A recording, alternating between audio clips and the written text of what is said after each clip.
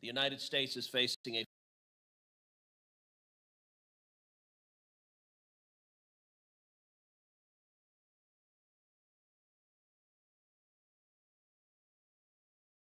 technology as trend order. Welcome to our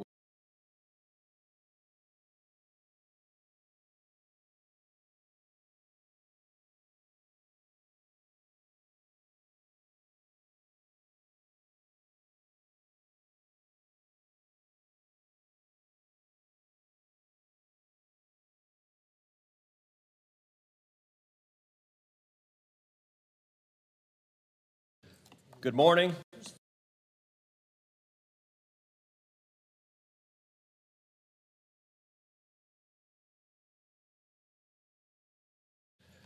Good morning. The Senate Committee on Commerce, Science, and Transportation is called to order. Welcome to our witnesses. Thank you for joining us this morning.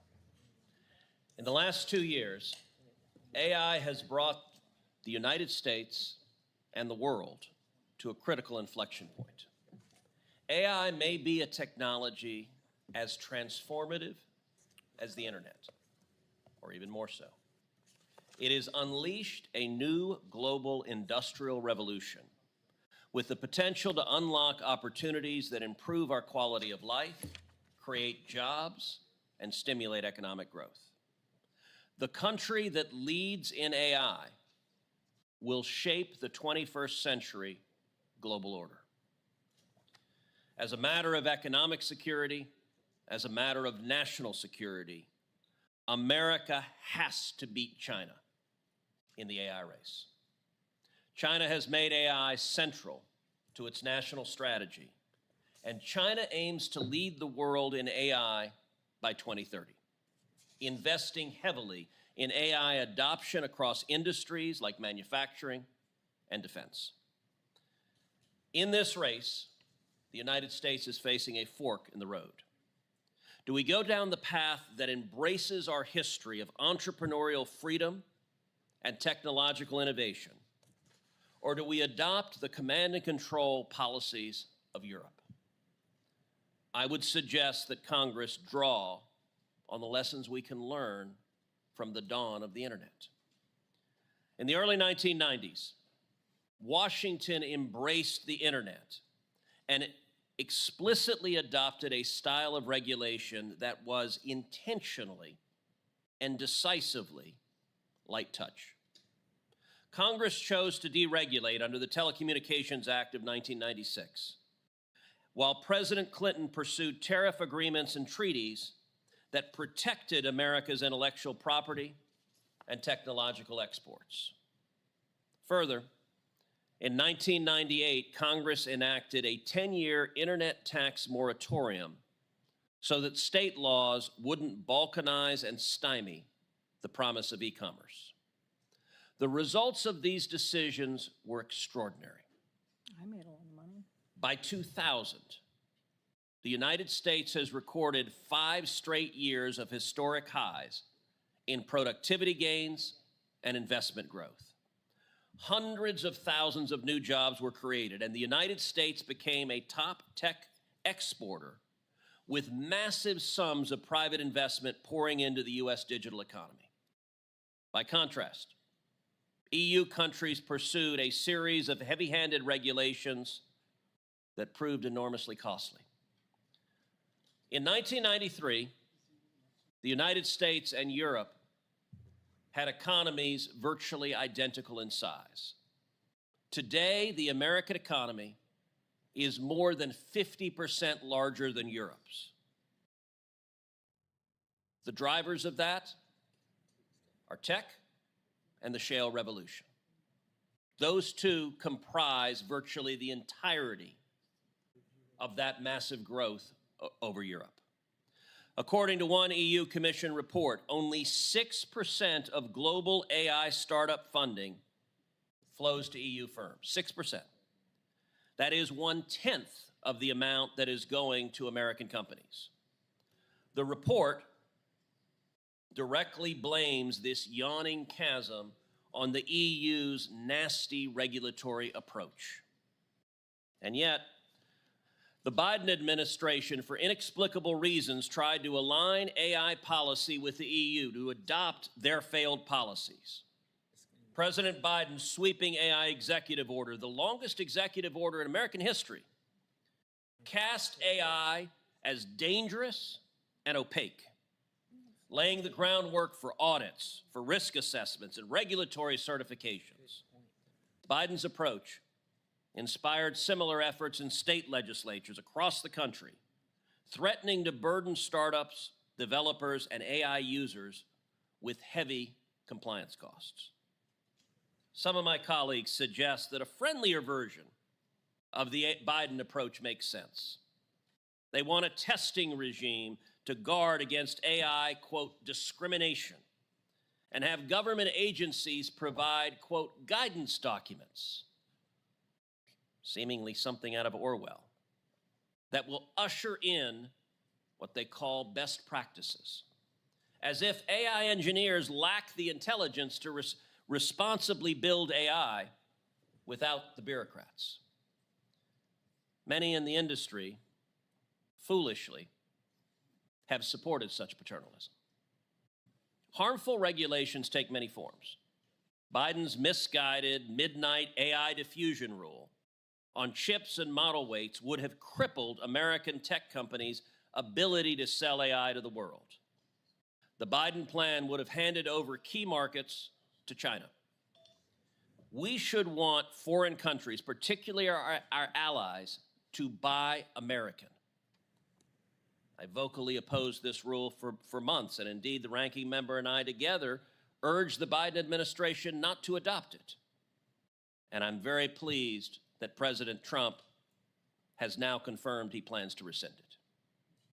All of this busybody bureaucracy, whether Biden's industrial policy on chip exports or industry and regulator-approved guidance documents, is a wolf in sheep's clothing. To lead in AI, the United States cannot allow regulation, even the supposedly benign kind, to choke innovation or adoption. American dominance in AI depends on two factors: innovation and adoption. Innovation drives breakthroughs and global competitiveness. Adoption ensures that these tools empower American workers and businesses, enabling the United States to become the world's leading adopter and exporter of AI. Thankfully, President Trump has largely reversed Biden's misguided AI agenda. In fact, I think AI was a sleeper issue in this last elections. Americans wanted to see President Trump and Republicans, and indeed all senators, champion AI policies focused on innovation and adoption. The contrast has been astounding. This year, there have been over $1 trillion of new AI projects, including major investments in Texas like the CoreWeave data center in Plano and the $500 billion Project Stargate in Abilene by OpenAI and Oracle and others. Adopting a light-touch regulatory style for AI will require Congress to work alongside the president, just as Congress did with President Clinton. We need to advance legislation that promotes long-term AI growth and innovation.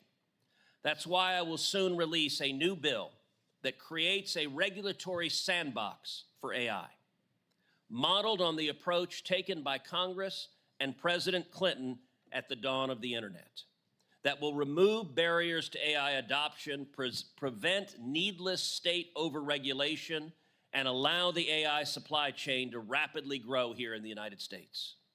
That's how we'll accelerate economic growth, secure U.S. dominance in AI, and beat China. And with that, I turn to the Ranking Member Campbell. Thank you, Mr. Chairman.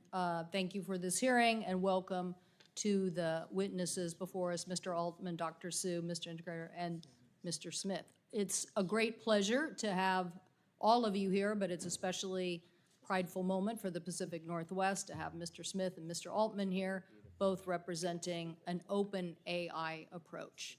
By that I mean an approach where we want to win against China in a closed system by making sure that what is developed here in the United States and around the globe is an architecture where the United States wins and is open. To do that, we need to focus in winning on computing power, on algorithms, and on robust data sources. All of that will be key. Personally, I believe a continued investment in NSF helps in all of those areas as a good public-private partnership with the industry that's represented here today. I'm so proud that we passed the CHIPS and Science Act, because the CHIPS and Science Act also set a foundation for investing in the United States of America and bringing more of the supply chain back to the United States of America to build on a future leadership that we already have, I believe, in the computing power. But we also need to understand that we have to move forward on the CHIPS Act, like the University of Washington $10 million grant on multi-design sets for chips, the very large-scale integrated designs I'm sure that Dr. Su will tell us about today.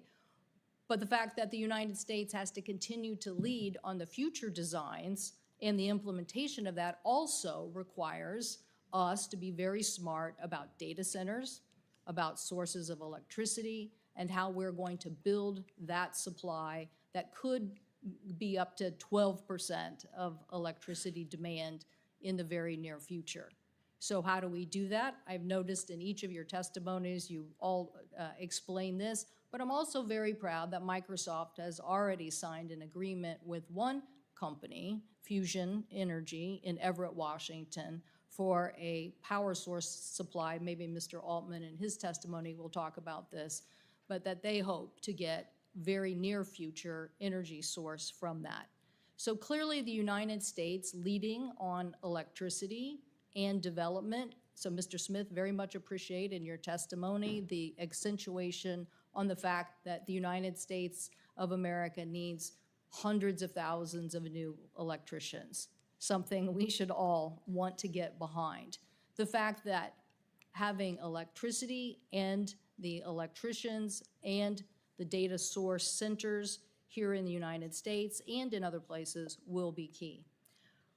While I want to see us move forward, as the chairman said, we signed a letter saying we needed a broader support for export controls. I want to be clear. Export controls are not a trade strategy. They are not a back pocket issue that the President of the United States whips out in trade negotiations. We are going to move fast because we are going to set standards. I believe those standards should be encouraging very broad distribution of U.S.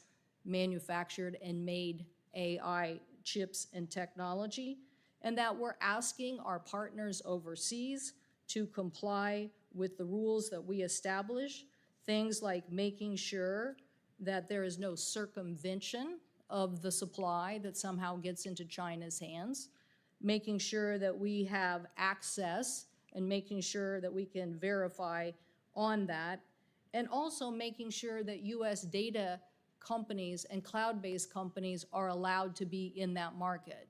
We should not be going to markets overseas only to have them tell us that organizations with cloud services from the U.S. would not be allowed. This, I believe, would be a robust initiative on getting U.S. AI chips and U.S. AI open systems dominated around the globe. Why do we need to move fast? We need to move fast because if we don't, we are looking at another Huawei, another instance where the United States is behind and also saying we should tear out this system that now we don't like for lots of reasons and backdoor policies. So I'm all for winning. That is why we passed the CHIPS and Science Act. I'm all for winning, and that is why we have passed 7 bills out of this committee last year that kind of got stuck in the lame duck. I think the chairman of the committee wasn't ready to move forward in negotiations with the House and Senate on those 7 bills. But those bills, a bill between myself and Senator Young on the Institute for Standards, NIST standards, which I think we still need to do. My colleague and I, Moran, on education and scholarships, small business, and the bill by my colleague here, Senators Klobuchar and Thune, which was also related to the NIST standards. So we had an opportunity a year ago to move fast. We didn't do it. So let's do this now. Let's get together and figure this out. The faster the United States moves now, I like this great Paul Romer quote, which was about collaboration is the next phase of innovation. If we don't collaborate here, if we throw down on politics instead of getting the policy right, we won't move fast. Let's allow these people to do what they do best, and let's make sure the United States has the right policies in place so that our OpenAI standard wins the day. Thank you, Mr. Chairman. Thank you. I'd now like to introduce our witnesses for today. Each of our witnesses and their companies represent critical parts of the AI infrastructure, hardware, and software supply chain. Our first witness is Sam Altman, the co-founder and CEO of OpenAI. OpenAI is one of the world's most advanced AI companies, known best for its ChatGPT product. Our second witness is Lisa Su, the chair and CEO of Advanced Micro Devices, AMD. AMD develops high-performance processors, graphic chips, and AI accelerators that power artificial intelligence, and Dr. Su is also a Texan. Our third witness today is Michael Intrator, the CEO and co-founder of CoreWeave, an AI hyperscaler. CoreWeave is the world's largest purpose-built AI cloud platform. And our final witness is Brad Smith, the vice chair and president of Microsoft. I believe everyone is familiar with his company. Mr. Altman, you are recognized for your opening statement. If you could turn on the volume. Sorry about that. And I do enjoy telling techies how to operate the tech. Pretty embarrassing that I couldn't figure that out. Anyway, thank you, Chairman. Thank you, Ranking Member Cantwell. Thank you all senators and fellow panelists. It's a real honor to be here. I was here about 2 years ago, and at that time, ChatGPT had recently launched. It was a curiosity in the world. People weren't sure what it was going to mean, what it was going to be used for. Today, we've made significant progress. ChatGPT is used by more than 500 million people a week. I just saw yesterday that according to SimilarWeb, it's now the 5th biggest website on the internet globally, growing very quickly. But most of all, it's being used in really important ways. It's significantly increasing productivity. We hear scientists say they're 2 or 3 times more productive than they could be before. We hear people that are getting medical advice or learning in ways they couldn't before.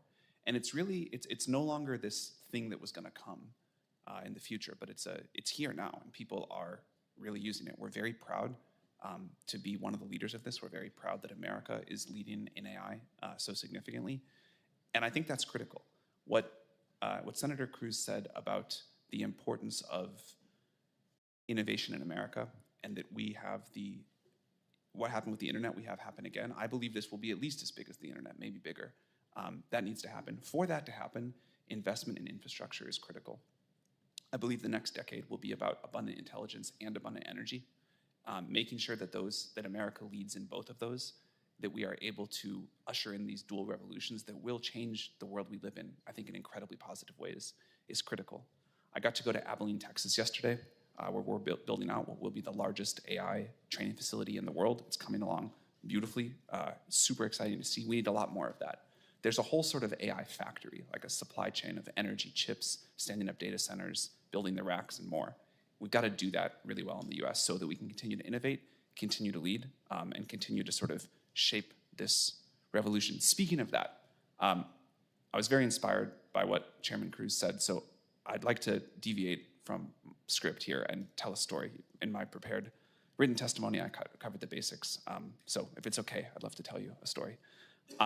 I grew up in St. Louis, and I was a computer nerd, and it was the time of the internet boom, and I thought it was the coolest thing ever. We kind of lived in this beautiful old brick house in this suburb of St. Louis, and I lived in the attic, and I had this computer, and I would stay up all night, and I would learn to program, and I got to kind of use the internet, and it was like a crazy time of tons of innovation. All sorts of stuff was happening. It was amazing, and it was all happening here. All the internet companies were in the US. I used a Mac that was built here. I used chips that were started, near where I now live. And I learned about computers. I thought it was the coolest thing ever.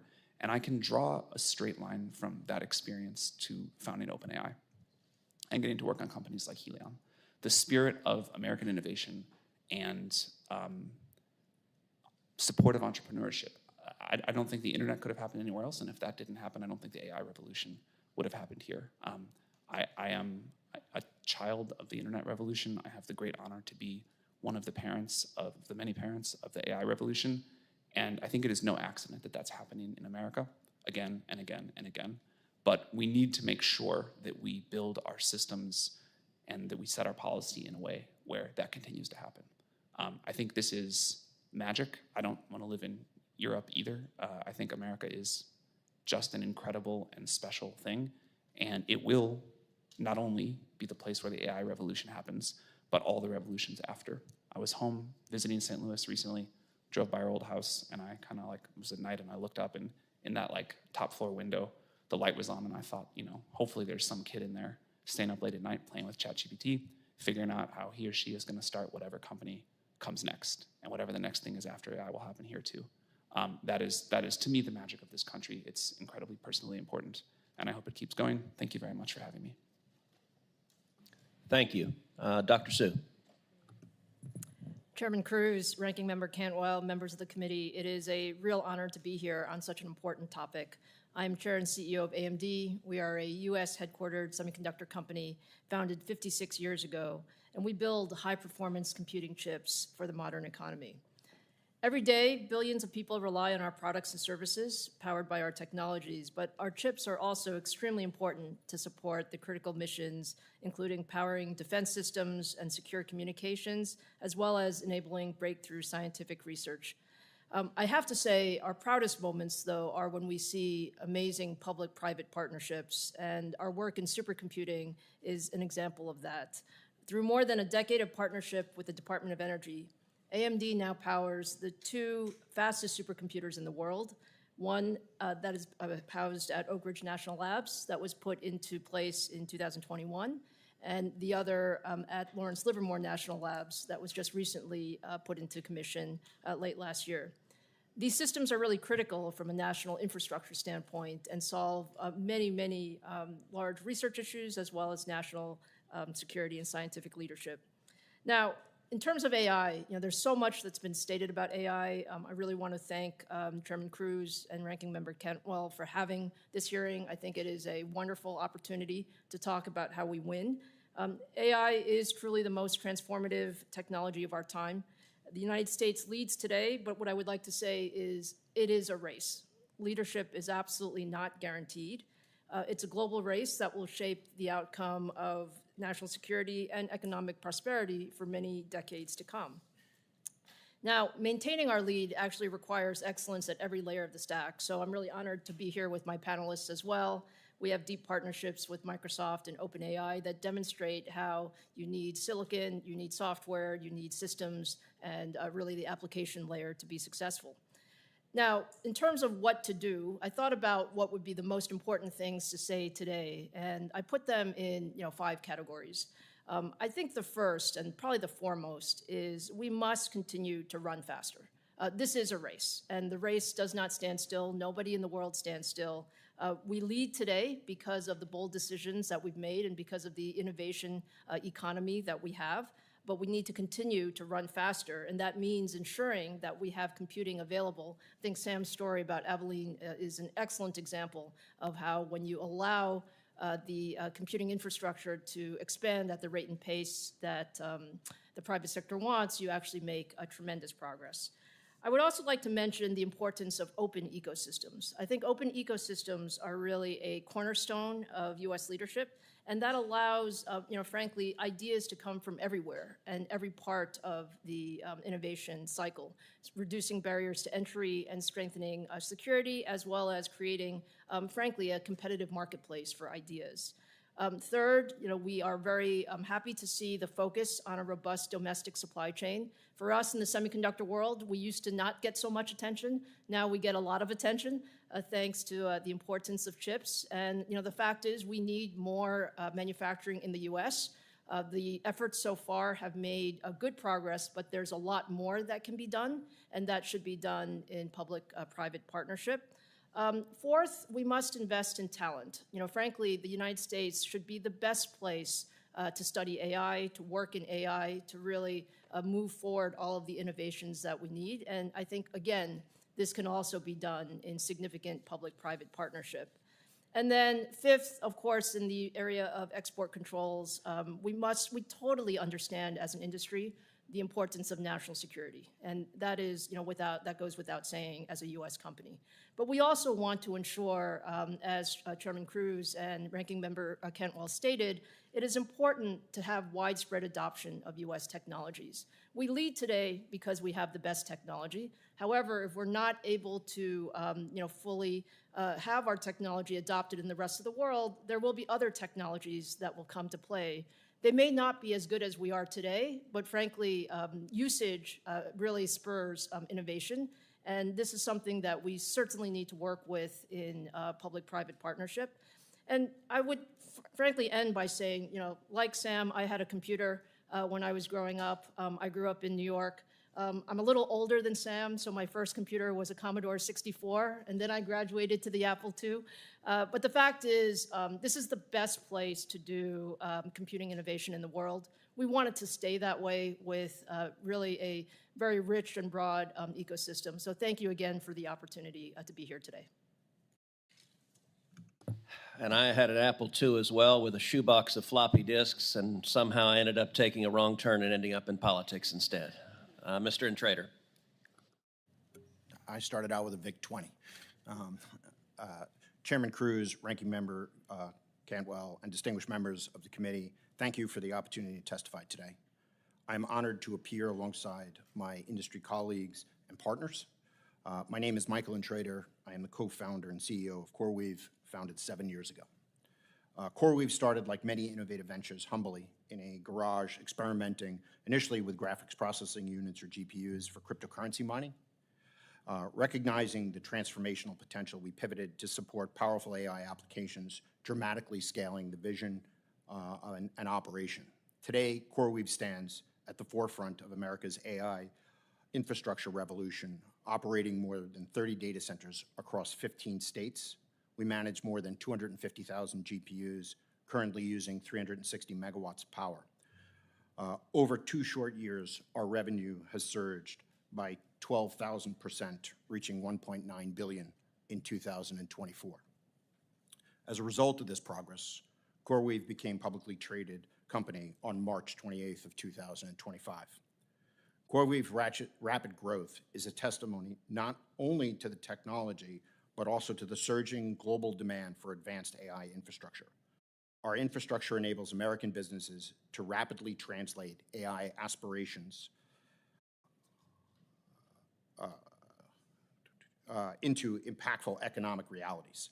By empowering companies to accelerate innovation, we're fueling America's competitive edge while improving productivity and prosperity. Modern AI requires specialized infrastructure, purpose-built computing capabilities that surpass traditional cloud computing in scale and performance. Today's general-purpose cloud that was built to support and scale the complexity of AI workloads. We cannot run a 21st century economy on the 20th century's infrastructure. AI workloads involve trillions of simultaneous calculations, demanding unprecedented computing power, advanced cooling systems, cutting-edge chip technology, ultra-high-speed networks, and accelerated storage. Since 2018, the computing power necessary for advanced AI models has multiplied approximately 100,000-fold. At CoreWeave, our facilities symbolize America's great tradition of innovation. Our data centers, built, maintained, and staffed by skilled American workers, embody how modern technology not only stimulates economic growth and enhances national security, but also improves humans' lives. We are at a critical juncture in the global AI competition. The nation that leads in infrastructure will set the global economic agenda and shape human outcomes for decades. Our largest competitor, China, recognizes the stakes and is expending significant resources to strengthen their position. I want to focus on 4 elements of policy that will help determine whether the U.S. secures its leadership role in the AI race. First, strategic investment stability. AI infrastructure is deeply capital intensive and requires a significant level of coordination across industry stakeholders.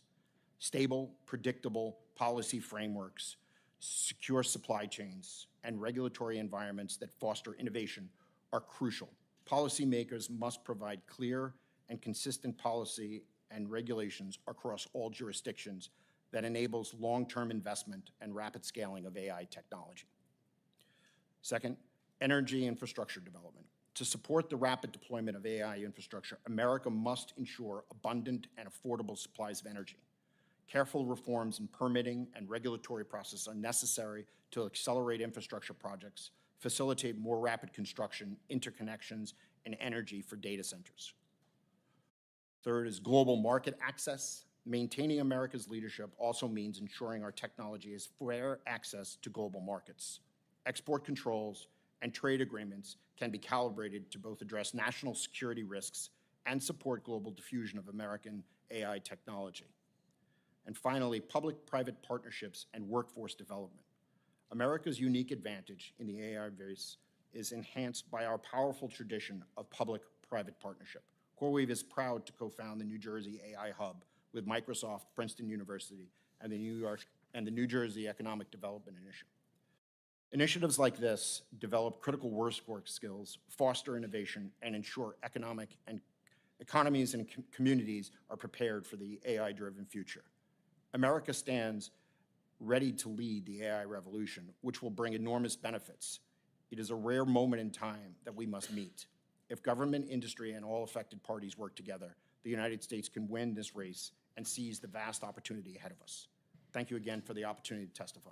I look forward to answering your questions. Thank you. Mr. Smith. Chairman Cruz, Ranking Member Cantwell, members of the committee, thank you for the opportunity to be here today. Let me just build on what my three colleagues have said and offer a few thoughts. The first is I just wanted to refer to the chart on this easel that shows the AI tech stack that was also in my written testimony. It makes a simple but I think important point. We're all in this together. If the United States is going to succeed in leading the world in AI, it requires infrastructure, it requires success at the platform level, it requires people who create applications. Interestingly, we at Microsoft get to work with all three of these leaders and their companies. Our success, each of our success, depends on each other's success.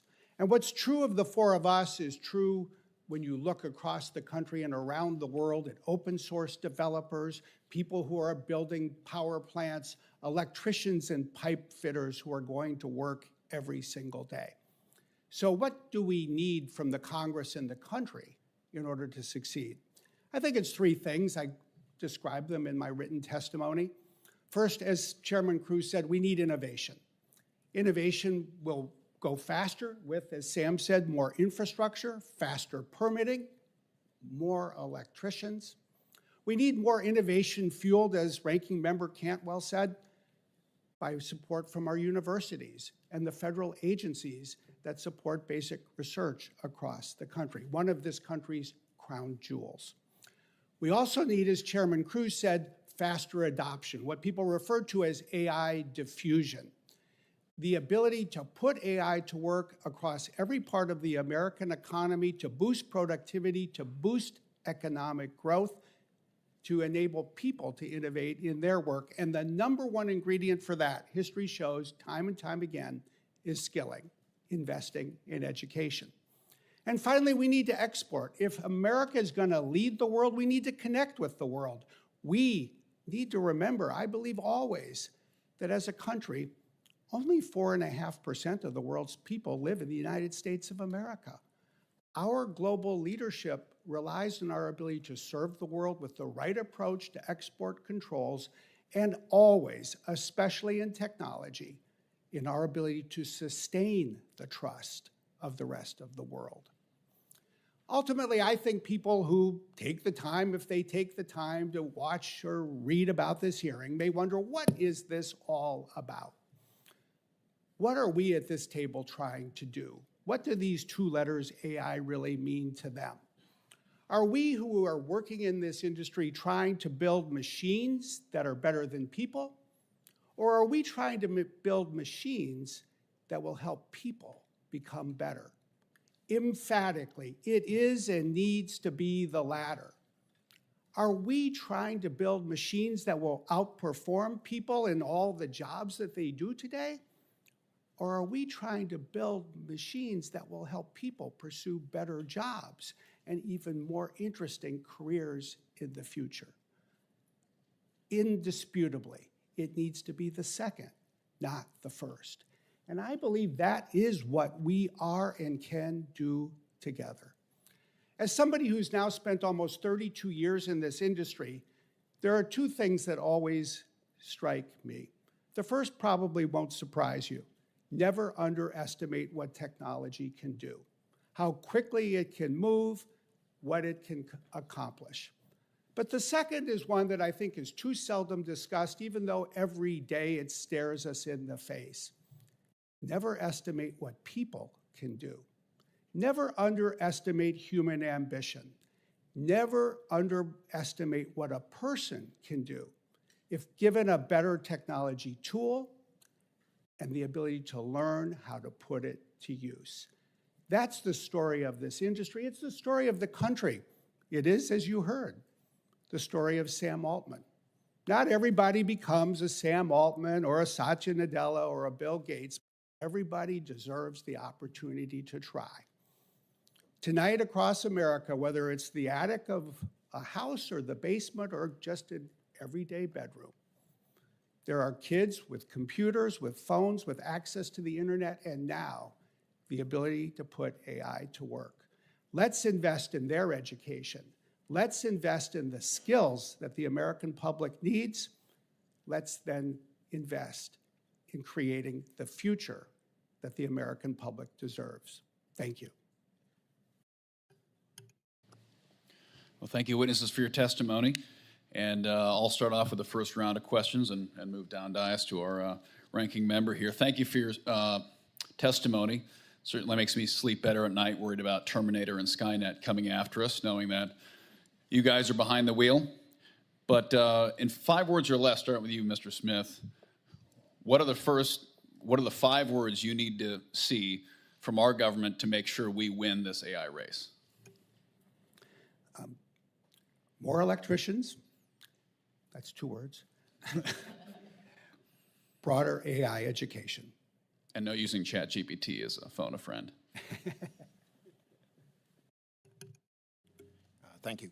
I would say that we need to focus on streamlining the ability to build large things.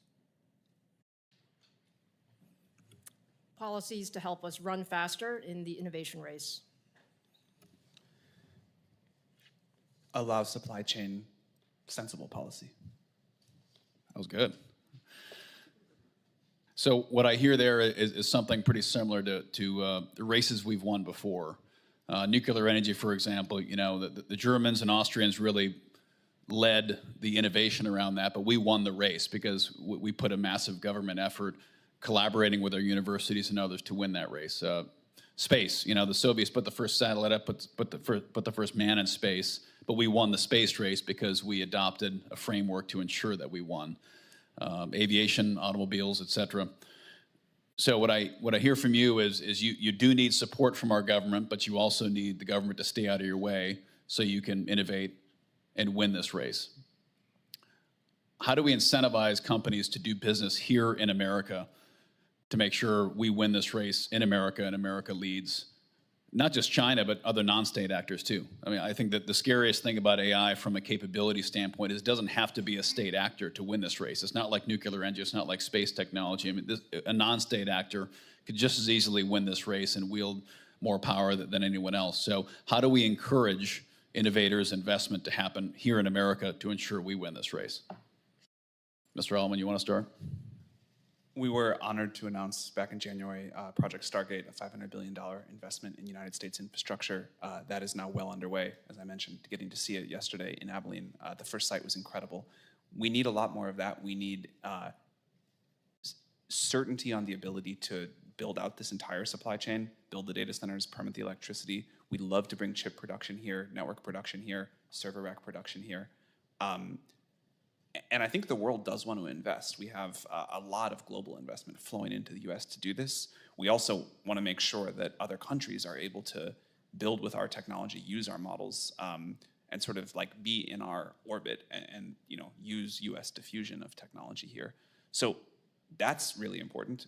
We need to make sure that the highest skilled researchers that want to come work at US companies can come here and do that. We need to make sure that companies like OpenAI and others have legal clarity on how we're going to operate. Of course, there will be rules. Of course, there need to be some guardrails. This is a very impactful technology, but we need to be able to be competitive globally. We need to be able to train. We need to be able to understand how we're going to offer services and sort of where the rules of the road are going to be. So clarity there, and I think an approach like the internet, which did lead to flourishing of this country in a very big way, we need that again. Dr. Su. I would add, I think computing is the foundation to all of this. We want to have more compute built in the US by US companies and ensure that we have a great environment for that. We want to ensure that our technology around the world is also used broadly and in the right ways. So I think the conversation about export controls and rules should just be simple, easy to follow, easy to enforce, and enable US AI platforms to be the foundation, and then certainly the comments around bringing manufacturing back home and ensuring that we have the right talent base are all extremely important elements of that. Are companies weighing doing business in AI in America versus China? Are the companies making that side-by-side comparison? I think if you look across the world, there are countries and companies that will ask those questions. If it's hard to obtain U.S. technology, although U.S. technology is the best, if it's hard to obtain, then there's a hunger for AI, and they will choose what is available. And if China is available, that will certainly be an outcome that we would not like to see. Well, I think I hear the words infrastructure, electricians, universities, regulatory framework, and I think those are things we can help with. I hear words like innovation and talent, and I hear Dr. Su, run faster. Those aren't things a government can't manufacture talent. We can't make you run faster, but we can give you the tools to do that. And I think it's time that we create a framework so that you have the tools you need to win this race, because you're going to be the ones that win it, not us. Thank you for testimony, and recommend Catwell. Thank you, Mr. Chairman. I'd like to continue that same theme generally about competitiveness. Do we need NIST to set standards? If you could just yes or no, just go down the line. I don't think we need it. It can be helpful. Yes. Yes. Yes. Okay, so in the context of what we're talking about here, we're really just talking, I don't know, Mr. Smith or Mr. Integrator or Dr. Su, the issue here is if we want to move fast, we want to create, just like with electricity, the standards by which we want to move fast. Here, I would just call it code for code is what we want, right? We want NIST to do something in the standard setting that will allow us to move much faster. Is that right, either Mr. Smith or Mr. Integrator?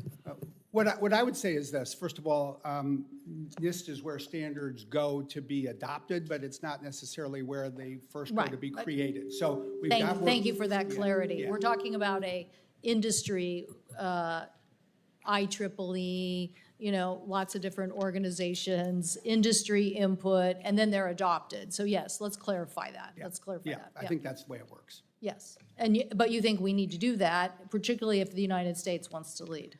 We will need industry standards. We will need American adoption of standards. And you are right, we will need U.S. efforts to really ensure that the world buys into these standards. Okay, Mr. Integrator? I think it's important that when you're working with standards, what that allows for is a common vocabulary, which allows for acceleration. And so to the extent that we can step into that role and establish touch points where everyone can agree on specific things, that will lead to an acceleration both domestically and abroad. And I don't know if drilling down more on what you think those are, but in general, You know, when I think about the internet and HTTP or HTML or any of the TCP/IP, we're talking about things that allowed us to move faster. And getting those standards established helped us do that. On the export issue, Mr. Intrator, the issue of cloud sources shouldn't be left out. If we say, let's go with Malaysia, Malaysia is going to tell us that they can certify that there's no, you know, diversion of these chips to Asia, you know, to China, and we basically have a way that we can make sure that this is understood and monitored. Then we also want access, right? We want access by U.S. companies. Yeah, I think Lisa's point was excellent, right? At the end of the day, the world wants to be able to build and deploy artificial intelligence in a very broad way. And if we, you know, nature abhors a vacuum. If we do not step into that role, other technology will step in that role. If it is suboptimal, so be it. It's better to have something that is suboptimal than have nothing. And so that is what. Well, we don't want a reoccurrence of a Huawei that develops faster and then has a government backdoor, and then we all have to raise opposition. I'm for a tech NATO. I'm for the 5 most sophisticated democracies and tech nations setting the rules of the road and saying, this is who you should buy from. Don't buy from anybody else who has a government backdoor. Not a good idea. So that's how we get leverage. You know, I'm not so hot on the president's tariff agenda for this very reason, because we're not building the alliances, we're creating the enemies. And what I want to do is get the supply chain here, get the semiconductor flow here, lower the cost, and go as fast as we can. Yeah, I agree with that. I don't think that's I don't think anybody's not going to agree with that, right? I think that's an excellent objective. I just think that what will happen beyond the 5 NATO companies is that there will be a demand for artificial intelligence, and they will proceed with what they can proceed with. Dr. Su, what is your view of this about how we win, how we protect our objectives, but we're more aggressive on the export strategy? Well, I think there is a clear recognition that we need an export strategy, and so having this conversation is very important. And from our perspective, the idea is to ensure that our allies, and frankly, I use allies in the very broadest sense, get access to the great American technology that we have with the appropriate controls in place. And I think you can do both. To your earlier comment, Ranking Member Cantwell, about the need to have U.S. technologies in those countries, I think those countries are actually very interested in doing that, because we do have the best technology today, and using that to really build this broad AI ecosystem is really our opportunity. I agree. Thank you so much. The senior senator from Ohio. Thank you, Chairman Sheehy. Make sure Senator Cruz heard that one. So first of all, thank you for being here and taking the time. If I could just real quickly just confirm that I've heard what you said pretty unanimously, which is we need dramatically more power generation in this country. Is that correct? All right. So, Dr. Su, you just recently did a partnership with TSMC to manufacture your chips here in America. Thank you. I think it's a little bit long overdue. I wish we had done more of that earlier. Are those semiconductor fabs high energy users? Thank you, Senator. We are very pleased with our efforts together with the government on bringing more manufacturing back to the United States. To your question, certainly semiconductor manufacturing plants are high energy users, and we do need more power for both manufacturing as well as for data centers, as you mentioned. And without chips, this just doesn't work. Like, if we don't have the highest performance chips made here in the United States, this is not going to happen here, correct? We absolutely need the highest performing chips, and we also need the entire ecosystem for chip manufacturing. So wafers are one piece, but there are many other pieces as well. And are those chips powered by solar power and windmills? Today, they're not, but I think there are opportunities to certainly do that. So do you think it's outrageous that last year, because of the policies of the Biden administration that 90% of new power generation in this country was windmills and solar panels, and we absolutely kneecapped American energy. We have 1,000 years of natural gas sitting in Pennsylvania, Ohio, and West Virginia, and yet 90% of power generation in this country last year was solar panels and windmills. Does that make this country more competitive or less competitive? Anybody can jump into that one that wants to answer that. Let me say two things. One, you're right. We need more electricity. I think our industry, it's worth remembering, is only going to account for 15% of the total additional electricity the country is going to need. We are going to need electricity from a variety of sources. Today in the United States, 56% of our electricity comes from carbon. 44% comes from carbon-free energy, meaning nuclear, wind, or solar. We need a broad-based approach, and we need a diversity But of again, sources. 90% was energy that's not affordable, it's not abundant, and it's not reliable. Let me just shift gears. Mr. Altman, thank you for, first of all, creating your platform in an open basis and agreeing to stick to the principles of nonprofit status. I think that's very important. Do you think that the internet age did a good job between the beginning of the 90s through the 2000s of protecting children? I would say not particularly. Yeah, and you're a new father, correct? Yes. Congratulations. Thank you very much. He's doing It is well? He is. It's the most amazing thing ever. Yeah, I don't think you want your child's best friend to be an AI bot. I do not. So what can we do? How can we work together to protect children? We've talked a lot about some of the things we're doing here. We're trying to learn the lessons of previous generation, and that's kind of the way it goes. People make mistakes, and you do it better next time. One thing we say a lot internally is we want to treat our adult users like adults. We want to give them a lot of flexibility. We want to let them use the service with a lot of freedom. And for children, there needs to be a much higher level of protection, which means the service won't do things that they might want. Now, we're still early, so sometimes people say, oh, you're being too strict on the rules, and it's just we can't perfectly tell this. But if we could draw a line, and if we knew for sure when a user was a child or an adult, we would allow adults to be much more permissive, and we'd have tighter rules for children. So I think what I would ask is if you could have your team commit to having your teams work with our teams to make certain that we put together the right framework early on, I think is the best way we can move forward, because we don't want to over-regulate, but we can't repeat the mistakes of the internet and social media era where children got harmed. We'd be delighted to work with you all on Be great. that. Thank you. It's super important. Thank you. Can I say one more thing about what you said? This idea of AI and social relationships, I think this is a new thing that we need to pay a lot of attention to. People are relying on AI more and more for life advice, sort of emotional support, that kind of thing. It's a newer thing in recent months, but I don't think it's all bad, but I think we have to understand it and watch it very carefully. All right, thank you. And thank you for that commitment. It's very appreciated. I've talked to your team already, good people. Great. Mr. Intrator, real quickly, can you talk about the intersection between the importance of a robust stablecoin ecosystem here in America and how that has a future with payments and how AI will factor into that? Because I don't think people see how this fits into the broader puzzle. So thank you for the question. And we did start out as a crypto-based company, hobby that kind of got away from us a little bit.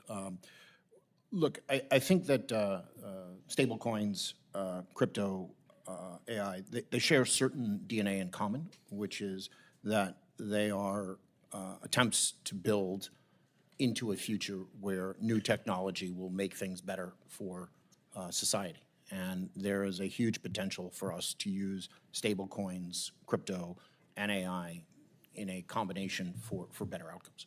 All right, thank you. And that was the quickest coup since 1959. Senator Klobuchar. Thank you very much, Senator Cruz. A lot of exciting things with AI, especially from a state like mine that's home to the Mayo Clinic, with the potential to unleash scientific research while we've mapped the human genome and we have rare diseases that can be solved. So there's a lot of positive, but we all know, as you've all expressed, there's challenges that we need to get at with permitting reform. I'm a big believer in that. energy development. Thank you, Mr. Smith, for mentioning this with wind and solar and the potential for more fusion and nuclear, but wind and solar, the price going down dramatically in the last few years. And to get there, we're going to have to do a lot better. I think David Brooks put it the best when he said, I found it incredibly hard to write about AI because it is literally unknowable whether this technology is leading us to heaven or hell. We wanted to lead us to heaven, and I think we do that by making sure we have some rules of the road in place so it doesn't get stymied or set backwards because of scams or because of use by people who want to do us harm. As mentioned by Senator Cantwell, Senator Thune and I have teamed up on legislation to set up basic guardrails for the riskiest non-defense applications of AI. Mr. Altman, do you agree that a risk-based approach to regulation is the best way to place necessary guardrails for AI without stifling innovation? I do. That makes a lot of sense to me. Okay, thanks. And did you figure that out in your attic? No, that was a more recent discovery. Thank you. Very good. Just want to make sure.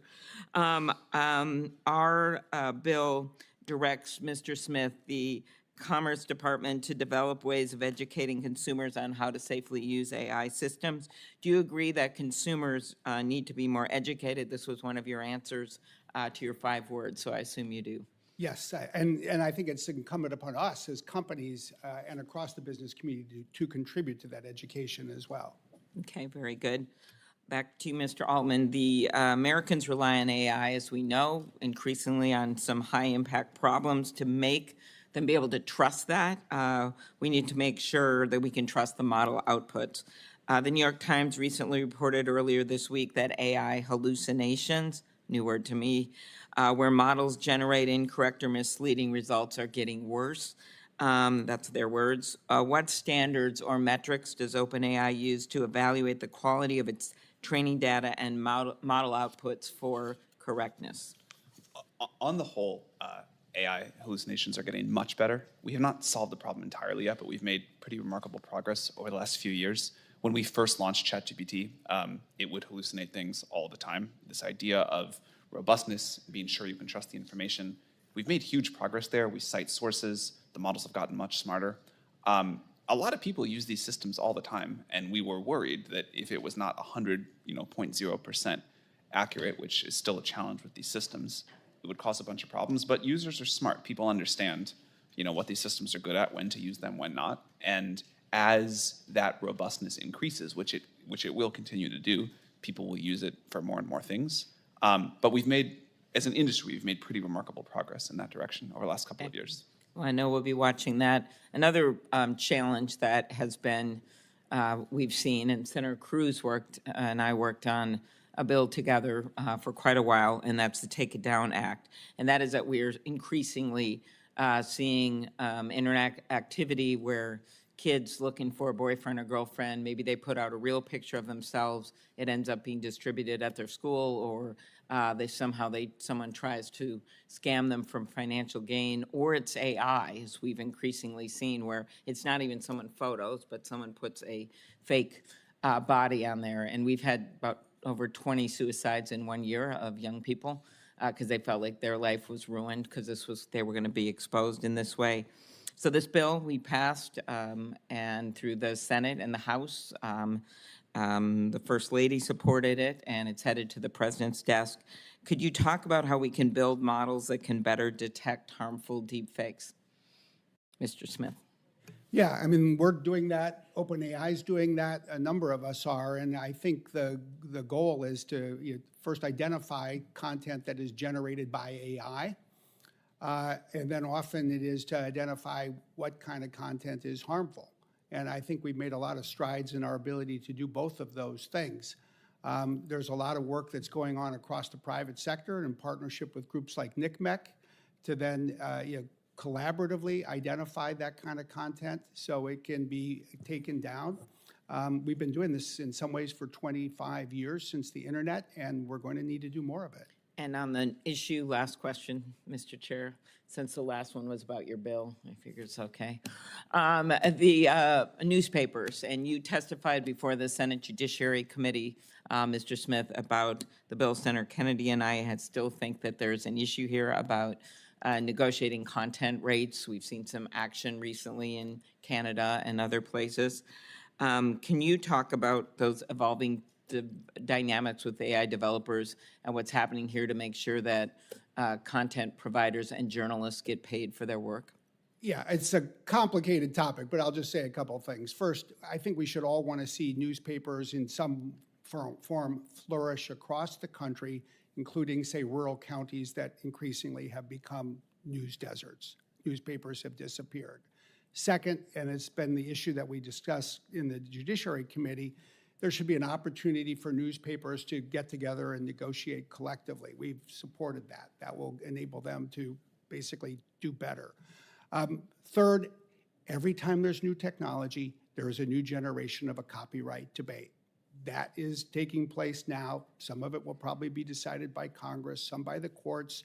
A lot of it is also being addressed through collaborative action, and we should hope for all of these things to, I'll just say, strike a balance. We want people to make a living creating content, and we want AI to advance by having access to data. Okay, thanks. I'll ask other questions on the record. Thank you, Mr. Chair. Thank you. You know, Senator Klobuchar asked whether AI will lead us to heaven or hell. It reminded me of a famous observation by Yale Law professor Grant Gilmore, that in heaven there is no law, and the lion will lie down with the lamb. In hell, there is nothing but law, and due process is meticulously observed. Let me ask you this, and this is to each of the four witnesses. In the race for AI, who's winning, America or China? If the answer is America, how close is China to us? And what do we do to make sure the answer remains America will win? Mr. Altman, we'll start with you. It is our belief that the American models, including some models from our company, OpenAI and Google and others, are the best models in the world. It's very hard to say how far ahead we are, but I would say not a huge amount of time. And I think to continue that leadership position and the influence that comes with that, and all of the incredible benefits of the world using American technology products and services, the things that my colleagues have spoken about here, the need to win in infrastructure, sensible regulation that does not slow us down, this sort of spirit of innovation and entrepreneurship that I think is a uniquely American thing in the world. None of this is rocket science. We just need to keep doing the things that have worked for so long and not make a silly mistake. Dr. Su? I'll answer in the realm of chips. I would say America is ahead in chips today. We have the best AI accelerators in the world. I think China, although they have restrictions given their ability to use advanced technologies, the one thing that's very important for us all to remember is there are multiple ways to do things.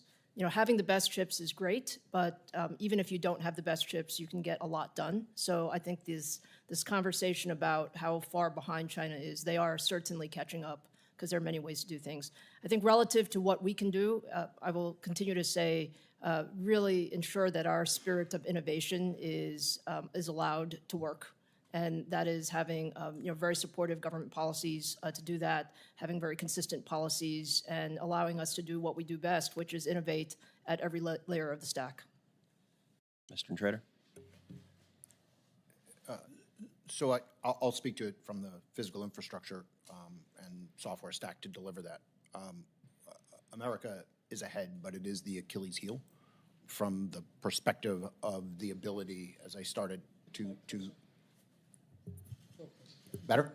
Sorry about that. So the ability to build very large solutions to the computing infrastructure component of this is an area that we're going to struggle with from a permitting and building large projects to be able to deliver the power to allow those building artificial intelligence to continue to move as fast as they can in the race that we're in.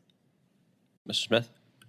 I think the United States has a lead today in what is a close race and a race that will likely remain close.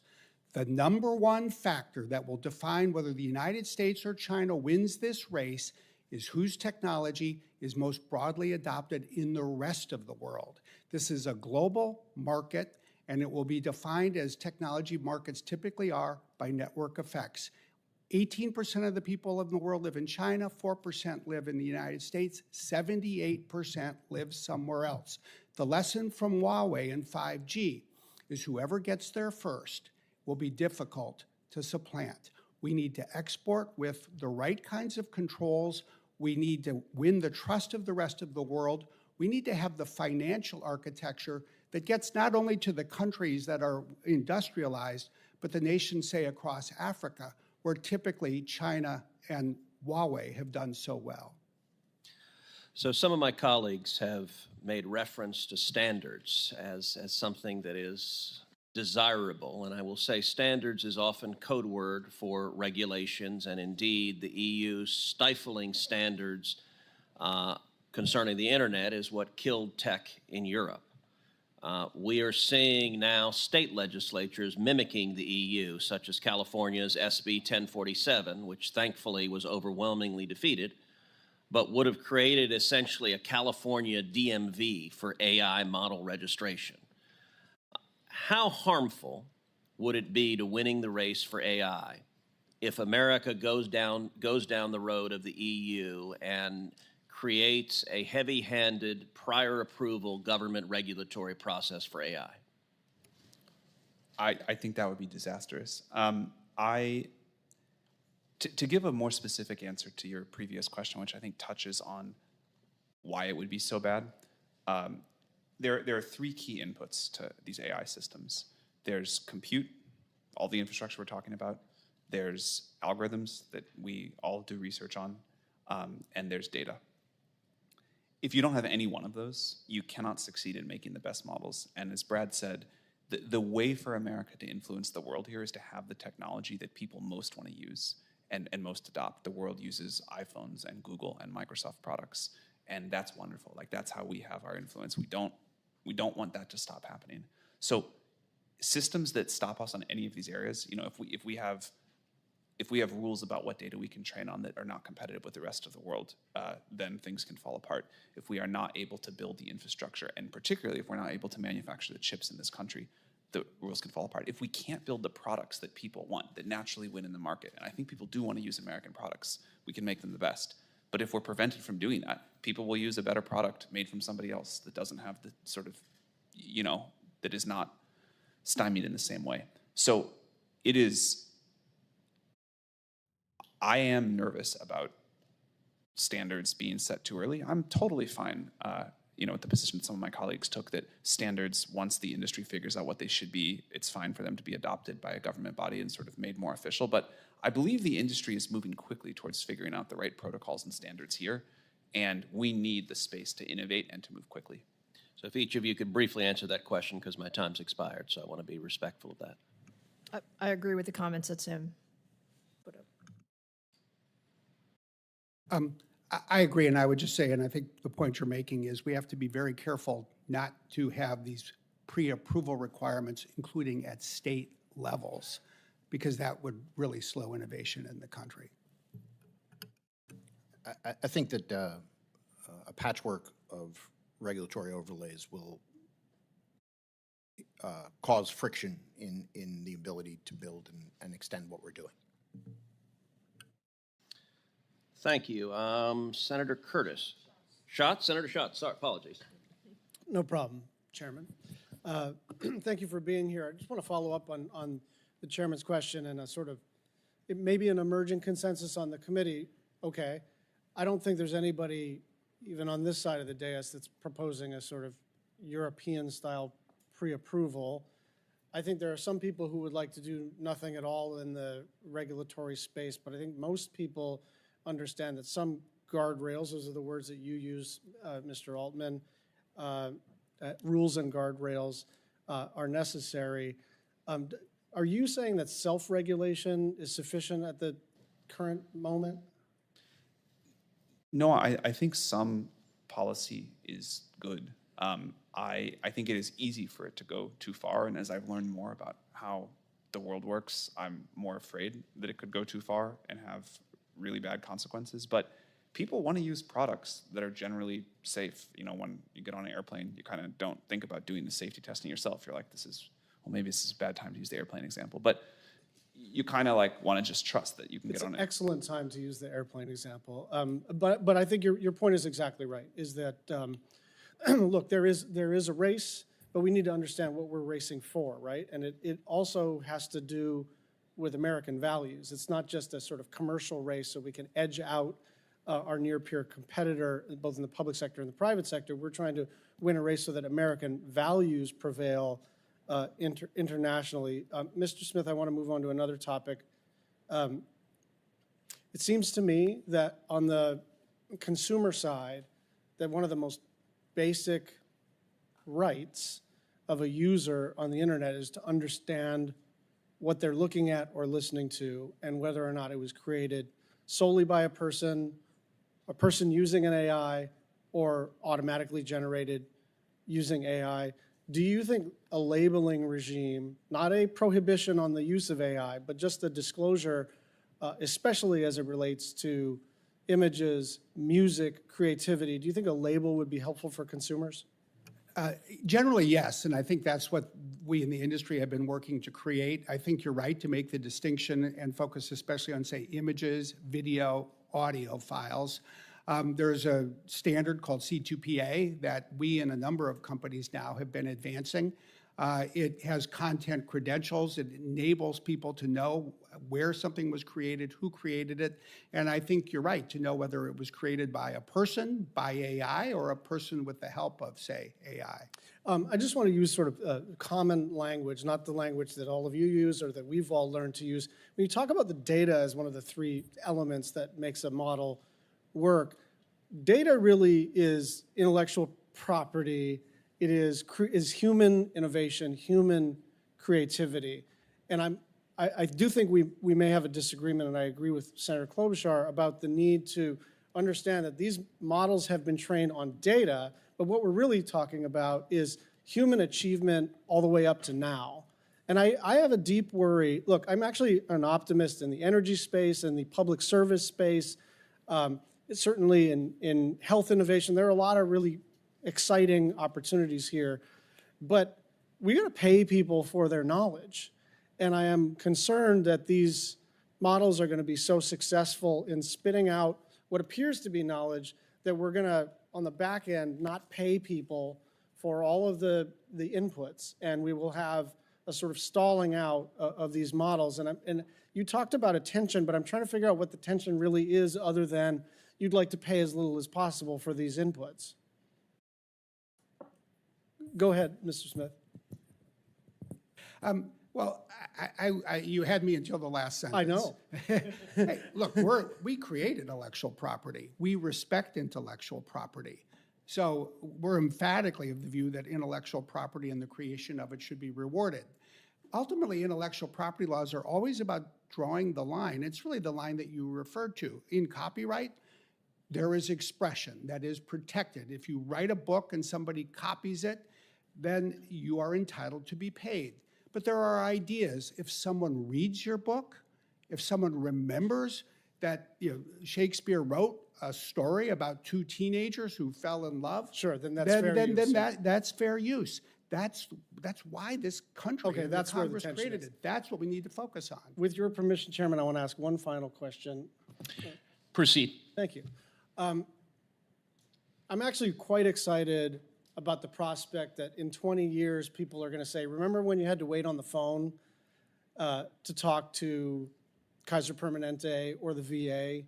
So I just, maybe Mr. Altman and Mr. Smith, I want you to, a buddy of mine used to say, paint a picture and paint me in it, okay? For the government actually delivering services, I want you to describe what an AI agent or AI can do to kind of reduce those pain points that we accept as a fact of life in interacting with the government. It seems to me so much of what makes us irritated with the government is the lack of sorting data that exists somewhere, but we can't get access to it. So just very quickly, You have 15 seconds each for some cheerleading. I can imagine a future where the U.S. government offers a AI-powered service that makes it really easy to use all government services to get great healthcare, to get great education. You have this thing in your pocket, and if you have any medical problem, you get an answer. If you need to, like appeal something on some process you're having with the government or file your taxes or whatever, you just do it instantly. You have an agent in your pocket fully integrated with the United States government, and life is easy. Anything to add? Remember when you had to stand in line to renew your driver's license? Remember when you didn't know how to report a pothole that needed to be repaired on your street? Remember when you had a fender bender in a car and you had to fill out all these forms and talk to all these people to get insurance coverage? Now you can do it all with one AI system. You can use your phone. And by the way, you can do this today in Abu Dhabi. We need to bring it to America. Thank you. Senator Budd. Thank you, Chairman. Again, thank you all for being here. I've enjoyed various conversations with each of you. The ability for the U.S. to deploy new energy generation capacity and upgrade its grid, in many ways, the key to the race against China. Energy is how we can win, and it's also how we can lose.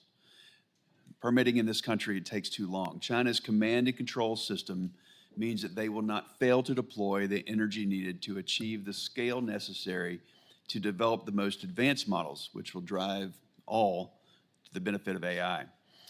So I'm glad to be working with Senator Lummis on the FREE Act, which would set up a permit by rule structure, which would let large projects meet comprehensive standards at the front end instead of dragged out on a case-by-case process. So we all want to protect the environment, and we all want to maintain U.S. economic and technological leadership. So, Mr. Intrator, what has CoreWeave's experience been in contracting power? And are you concerned that the current permitting system can make it hard for the U.S. to achieve capital investment and the scale needed to win this AI race? So, as you said, access to power, access to scale power, is certainly one of the keys to our ability to win this race. There are others, but it is one that I spend a lot of time thinking about. I separated the comment into access to power and access to scale power because I do think that we are moving towards a period of this race where the size, the magnitude of the infrastructure that is being required to move our artificial intelligence, the labs that are building it, the companies that are building it forward at the velocity that's necessary is going to be a specific challenge that really requires a lot of thought. We have a huge part of our organization focused on not just getting access to power, but getting access to the size and scale of power that's going to be able to build the infrastructure, at the scale of Abilene or close to it, in order to, allow this to move forward. It's tough, right? And it will get harder as we move through time because the existing infrastructure that does have opportunities, it has some level of elasticity, is going to be consumed. And once that is consumed, you're going to get down to kind of a first principle. How do we get power online now? And that's really going to be challenging within the regulatory environment as it currently is configured. Thank you. Mr. Smith, a similar question. How is Microsoft trying to secure power for its data centers? I mean, we read about that in the news recently, but what does federal policy need to focus on to make sure that we don't lose this race because we can't get enough energy? Well, we invest to bring more electricity generation onto the grid and then to bring it through the grid to our data centers. We probably have more permitting applications in more countries than quite possibly any company on the planet. Last time I looked at it, it was 872 applications in more than 40 countries. The number one challenge in the United States when it comes to permitting, interestingly enough, is not local, it's not state, it is the federal wetlands permit that is administered by the Army Corps of Engineers. We can typically get our local and state permits done in about 6 to 9 months. The wetlands permit is taking often 18 to 24 months. Both the outgoing Biden administration and the incoming Trump administration have focused on this.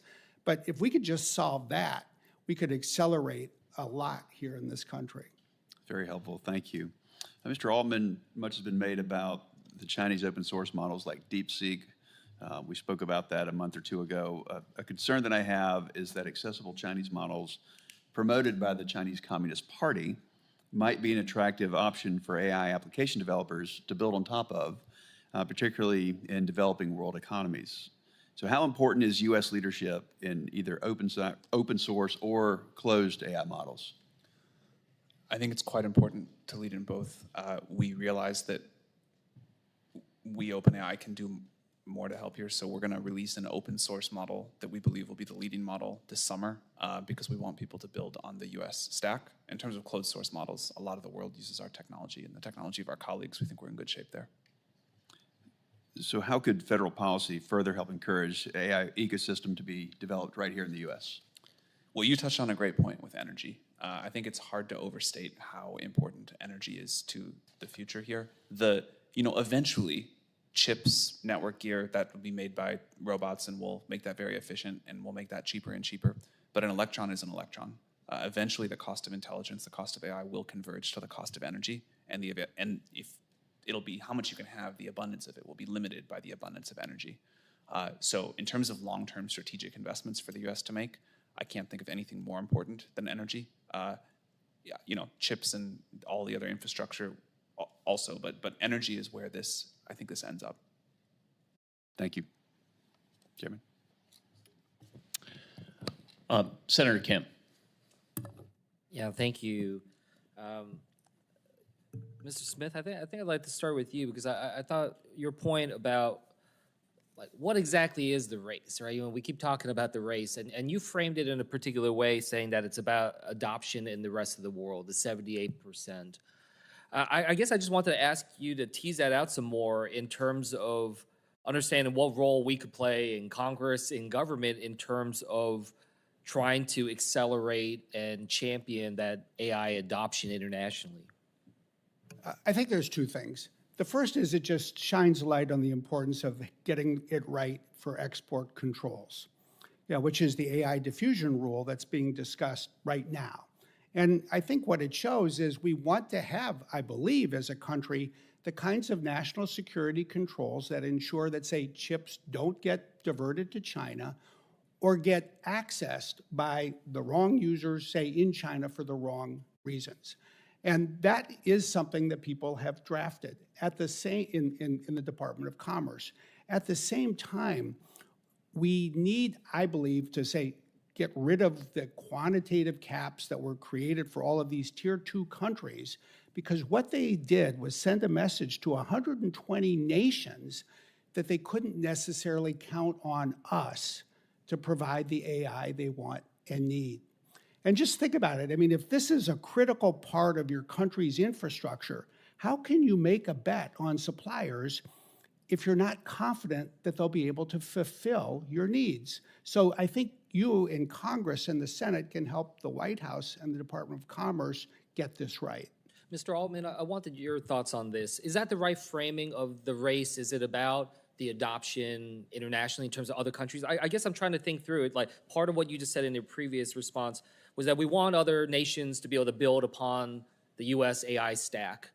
Is that the right framework? Is that what we're thinking about? Or is it more about the consumer? Is it more about getting the rest of the world and the 78% of the population to adopt AI applications that are U.S., or is it interrelated? I think it's heavily interrelated. To me, the stack is, from the chips at the bottom to the applications on the top, and we want the whole world on the U.S. stack. We want them to use U.S. chips. We want them to use services like ChatGPT. But does having other nations building on the infrastructure component of the stack, does that more or less then guarantee or at least have a high likelihood that then the consumers in that country will be using our products and applications? Is that the sort of theory of the case?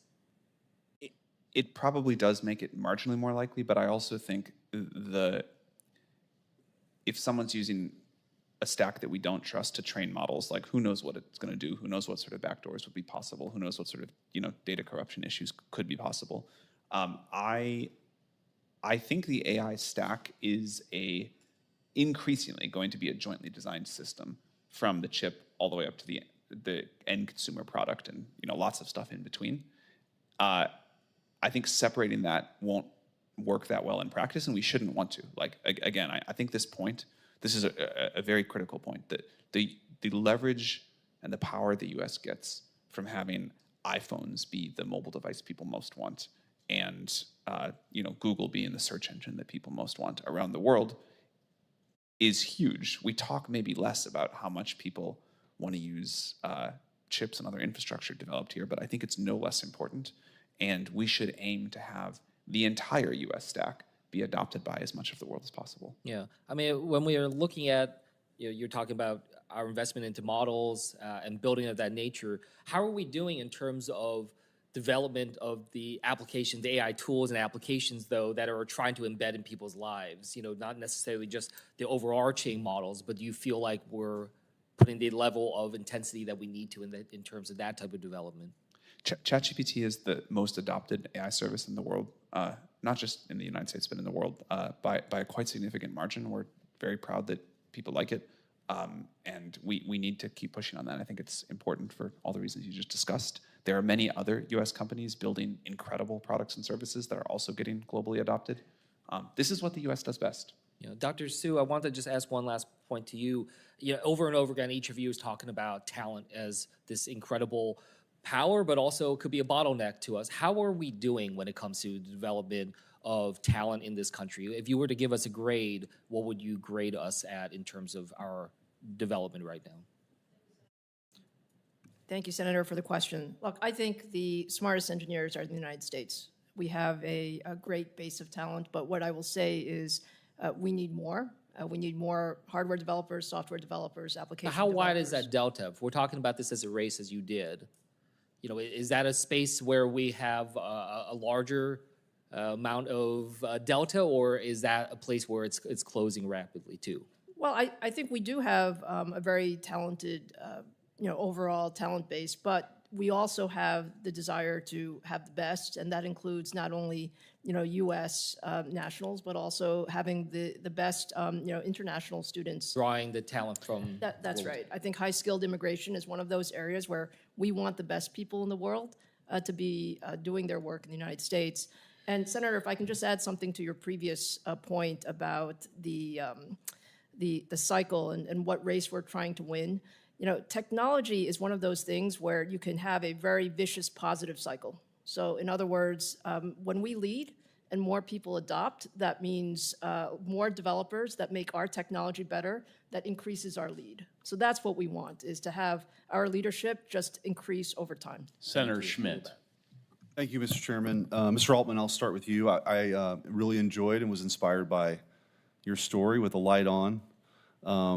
And the home you grew up in St. Louis, and you talked about the spirit of innovation. That is the spirit of St. Louis. As a fellow St. Louis native, that's a good story to hear. And we just look forward to more investment in St. Louis from your company. That'd be great too. So I'll put a plug in for that. But I do want to ask you specifically, there's a lot made of sort of the comparison between the United States and the regulatory environment and what exists in Europe. What specifically, and I'll open this up to you, what specifically has gone wrong in Europe that we can draw some conclusions from? First of all, we'd love to figure out how to invest more in St. Louis. I'd love an excuse to get to go home more often. I'll point out one example that I think is just very painful to users. When we launch a new feature or a major new model, we have what is now considered a little bit of like an in-joke, where we say we have this great new thing not available in the EU and a handful of other countries because they have this long process before a model can go out. And there will be, I believe, great models and services that are quite safe and robust that we will be unable to offer in other regulatory regimes. And if you are trying to be competitive in this new world, and if you are consistently some number of months behind what other people in other countries get access to, that's an example that's extremely painful to users. And you mentioned sort of your observation that the AI stack may get more vertically integrated. So how does that work then? Because right now, the best estimates, I suppose, right, is that, I don't know, China's 2 months to 6 months behind, maybe on large language models. Hopefully some of the advances we're seeing in the US, maybe there's a degree of separation. It's hard to know exactly right with DeepSeek, but then you get down to the chips, and that advantage is more like a couple of years, probably, something like that. So if that's where we're headed, does that increase the US's advantage in your view, or does that sort of allow China to catch up quicker as we get more vertically integrated? I think there's a lot of things that can increase U.S. leadership, but we touched on this earlier. I think it's so important. There will be great chips made around the world. There will be great models trained around the world. If the United States companies can win on products and the sort of all of the positive feedback loops that come from how you can improve this once real users are using your products in their daily lives for their hardest tasks, that is something special that is not so easy to catch up with just by doing good chips and good models. So making sure that the US can win at the product level here, obviously, I'm like talking my book a little bit, but I really do believe it, is quite important. And that's in addition to all of the chips algorithm, or the infrastructure, algorithms, and data. I think this is a new area where the US is really winning and has a very strong compounding effect. Thanks. Mr. Intrator, did I pronounce that correctly, by the way? Yep. Okay, thank you.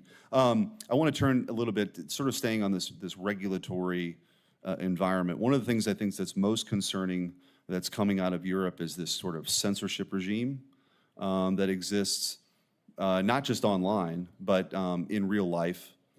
But certainly it's happening online. I mean, people are being arrested for things that they say online. And one of the concerns I have with AI, I suppose, is that if we end up with a place where it's somehow policing quote unquote misinformation, and I think even in NIST's most recent voluntary standards, one of the risks to be on the lookout for was the spread of misinformation. So the point of the question is, how do we make sure that, I think part of what's going wrong in Europe is it's a sort of it's a funneling of information, and in my view, whether I agree with the point of view or not, it ought to be out there. People can make their own decisions. You combat speech you don't agree with, not by censoring it, but with more speech. What are some lessons to be learned there, and make sure that does not happen here? So Europe is moving forward with its regulatory regime in a European way. And from our seat, where we have to make these enormous capital investments, one of the things about the approach that Europe is taking that we are deeply concerned about every day is the balkanization, to use of how they go about allowing information to flow, and how they go about regulating, and how they go about with each component of their union having its own set of rules, which will be tremendously challenging in Europe as time goes on, because it is really hard to make the magnitude of investments that we're doing. Beyond that, though, jurisdictionally, I'm talking about content now. Yeah. So we're not. The role of our company is really kind of below that. Yeah. Sam and Microsoft. You're going to get a lot more attention paid to the content level because of the role that they play in the stack. It's not really where we are primarily focused. We're really focused on the investment side of it. Yeah. If any of you would like to, Sam, or Mr. Altman, if you would like to respond to that, I'd like to get some answer. I think, well, first of all, I strongly agree that people getting, like put in jail for stuff they say online is very not American, not what we should be doing. The AI is quite different than social media, at least in its current evolution. People are using these tools in this sort of one-on-one way instead of this massive thing online. So I think it's easy to make too many analogies, but it's a little bit dangerous to try to talk about AI and the things we're going to face here in the same way that we did for social media. But our stance is that we need to give adult users a lot of freedom to use AI in the way that they want to use it, and to trust them to be responsible with the tool. And I know there's increasing pressure in other places around the world, and some in the US, to not do that. But I think this is a tool, and we need to make it a powerful and capable tool. We will, of course, put some guardrails in very wide bounds, but I think we need to give a lot of freedom. Yeah, I'm out of time, but there's a lot more questions there that we'll follow up with. Thank you, Madam Chair. Thank you. Senator Hickenlooper. I appreciate that line of questioning. I was ready for you to continue as well. I could have given you a minute or two. Mr. Smith, Microsoft has a long and deep history in transforming workplaces all over the world through software, from Windows operating system to its Office applications like PowerPoint, Excel, and now the AI-powered Copilot application. In software development, life cycles seem to be becoming increasingly shorter, updates becoming more frequent. What are the internal processes that Microsoft follows to evaluate Copilot's accuracy and performance before it was released? And what kind of independent review teams, other than Microsoft's own product developers, are involved in that? Who do you bring in to help with that? Well, first of all, since most of what we're talking about here, when you're talking about our copilots, start with models that are developed at OpenAI, I would say OpenAI has its internal process.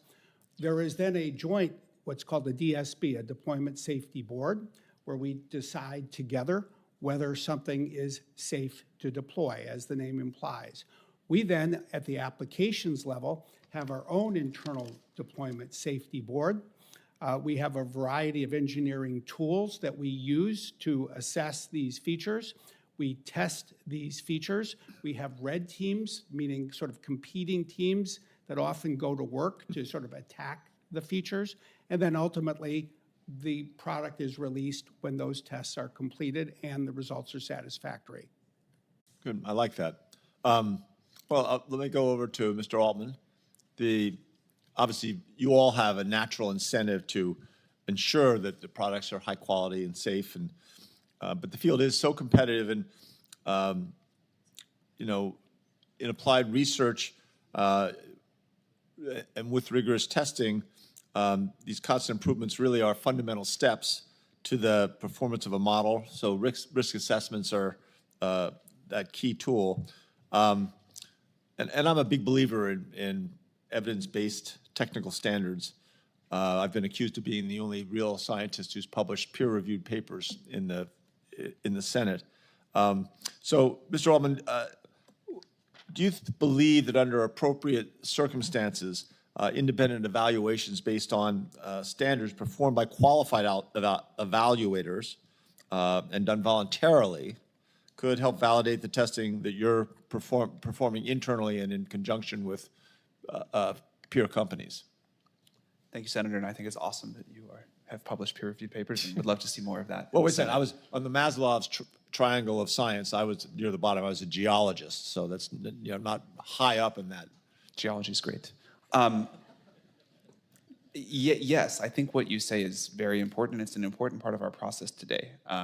External testing helps us find things that we may have missed internally, and we're very proud of our safety record on the whole. Not that we've not been perfect, and we're continuing to learn new things, but I think we do have a process that is leading towards models that the public generally thinks are safe and robust to use. And we've developed a lot of techniques to be able to continue to deliver that, but external testers and red teamers are a critical part of that process, and I think they've helped us find many things in the models to improve. Mr. Smith, would you add anything to that? No. Okay, got it. Someone giving testimony who doesn't have something to add. It's a moment of scientific reflection. Dr. Su, the Bipartisan Chips and Science Act, historic effort to try and maintain U.S. leadership in emerging technologies like semiconductors, but others as well. As the technology arms race continues globally, and you were talking about this, AMD plays a key role in delivering state-of-the-art designs, the best, for the new chips that are going to power electronics and the devices that are going to allow AI to become global. As scientists work around the clock to develop new breakthroughs and to try and increase and improve in performance, but at the same time shorten R&D timelines, what do you see as the next frontier of chip technology in terms of energy efficiency? And how could, and that's not just based on the Chinese competitors, but how can we work together to improve direct-to-chip cooling for high-performance computing? Well, thank you for the question, Senator. I would say, look, there is a tremendous amount of innovation that's going on in the semiconductor sector today. The CHIPS and Science Act was certainly helpful in raising the profile of chips in the United States relative to, what are we doing to go faster and build better and more power-efficient chips. Frankly, we're using AI extensively through our chip development cycles, and it does allow us to augment what are typically very long cycles, many years, several years for us to develop chips. We can shorten the time and also improve the efficiency. And there are lots and lots of great new technologies in terms of cooling technologies that are super important for us to build the large-scale systems that we talked about earlier today. So thank you for the question. Yeah, you bet. All right, I'm out of time. I'll yield back to the chair. Thank you all. And Senator Hickenlooper, I will say, as a Texan whose parents were in the oil and gas business, I think geologists are awesome. We have a consensus. Senator Curtis. Thank you, Mr. Chairman. It's a delight to be here. Mr. Altman, you started kind of a one-upmanship on computers, and I will just tell you, in 1985, the month you were born, I was attending a class at Brigham Young University and carried in a laptop and was almost kicked out. What laptop? It was a TRS-80. Oh, awesome. Made by Radio Shack. I upgraded the memory from 40K to 80K, ran on 4 AA batteries. And That's incredible. yeah, so I'm very envious of your generation. Let me start with you, if I would. I think Utah would aspire to lead out with data centers and advanced technologies. Could you just address for states and Utah specifically what it is that makes them attractive to projects like Stargate? Yeah, and I know that we're having productive discussions about some potential sites in Utah. Power, cooling, fast permitting process, labor force that can build these things, the electricians, the construction workers, the entire stack. A state that wants to partner with us to move quickly. Texas really has been unbelievable on this. I think that would be a good thing for other states to study, but we'd be excited to try to figure something out. Thank you. I think I could speak for our state leaders. We would be excited as well. But as you know, this also brings challenges, and one of those challenges are the demands for energy. And what's your thoughts on how we protect ratepayers and kind of put a little bit of a firewall between them? I mean, I think the best way is just much more supply, more generation. I think if you make it easy to reasonably profitably create a lot of additional generative capacity, the market will do that. That will not only not drive up rates because of the AI workload, hopefully it'll drive it down for everything. And we've talked a lot about the importance of energy to AI. Energy is just really important to quality of life. One of the things that seems to me the most consistent throughout history is every time the cost of energy falls, the quality of life goes up. So doing a lot to make energy cheaper, in the short term, I think this probably looks like more natural gas, although there are some applications where I think solar can really help. In the medium term, I hope it's advanced nuclear, fission and fusion. More energy is important well beyond AI. In some sense, we have these dual revolutions going of AI and energy, the ability to have new ideas and the ability to get them done, to make them happen in the physical world where we all live. These are kind of the limiting reagents of prosperity, and let's have a lot more. Thank you. Mr. Smith, we've talked about how significant power is to the success here. What role do you think Microsoft and other tech leaders have in developing energy, and particularly the right type of energy? I think we have a tremendous responsibility to contribute to the solution, and I think Sam helped with his list. I would highlight 2 things, and I just would, I guess, illustrate it with what we do everywhere, but most recently with a major site in southeastern Wisconsin. We went from 0, basically, to becoming the largest industrial user of electricity in the state. roughly 400 megawatts. And so we worked with the local utility. We made the investment to help and really enable them to expand their electricity generation. Now, that electricity then needed to be delivered from their power plant through the grid to our data center.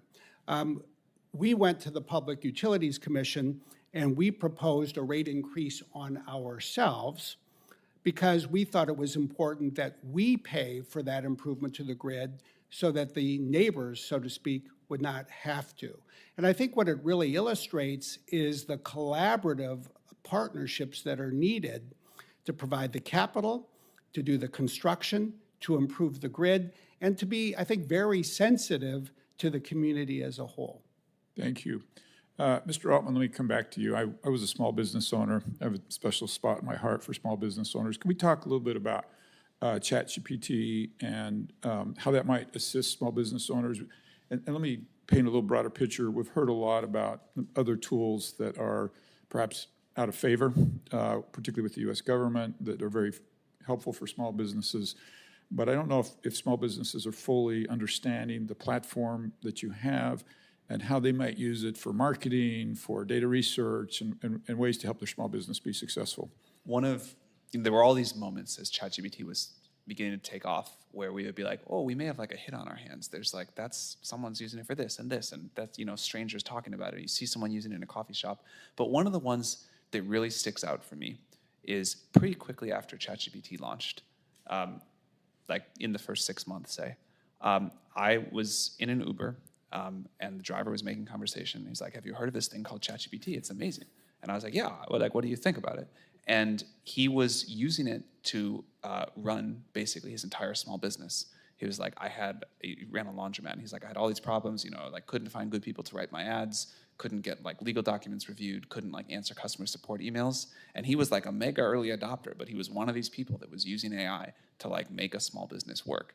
And we talked about that story a lot at the time, but it's nice to reflect on it again now. We've now heard that at scale from a lot of people, but that was one of those moments early on where we're like, oh, this is maybe gonna work. And I'm out of time, but just Mark, this is more than just something that helps proofread emails, right? And you don't need to comment because I'm out of time, but I think we would all agree with that. It is. And look forward to seeing these applications move forward. Mr. Chairman, I yield my time. Senator Duckworth. Thank you, Mr. Chairman. I thank you to the panel for all of you being here today. I want to begin by talking about the importance of partnerships between the private sector and our national laboratories in maintaining the United States leadership in AI. Illinois is a proud home of two crown jewels of the national laboratories, Fermilab, America's premier particle physics and accelerator laboratory, and Argonne National Laboratory, home to the Aurora supercomputer that will accelerate breakthroughs in AI, cancer research, and fundamental physics. There is nothing more important than sustaining and amplifying investments in our nation's incredible network of national labs. Yet Donald Trump and Elon Musk, with the support of some Republicans in Congress, are plotting to take a chainsaw to the vital research initiatives being carried out across our country. This is a self-sabotaging attack, plain and simple.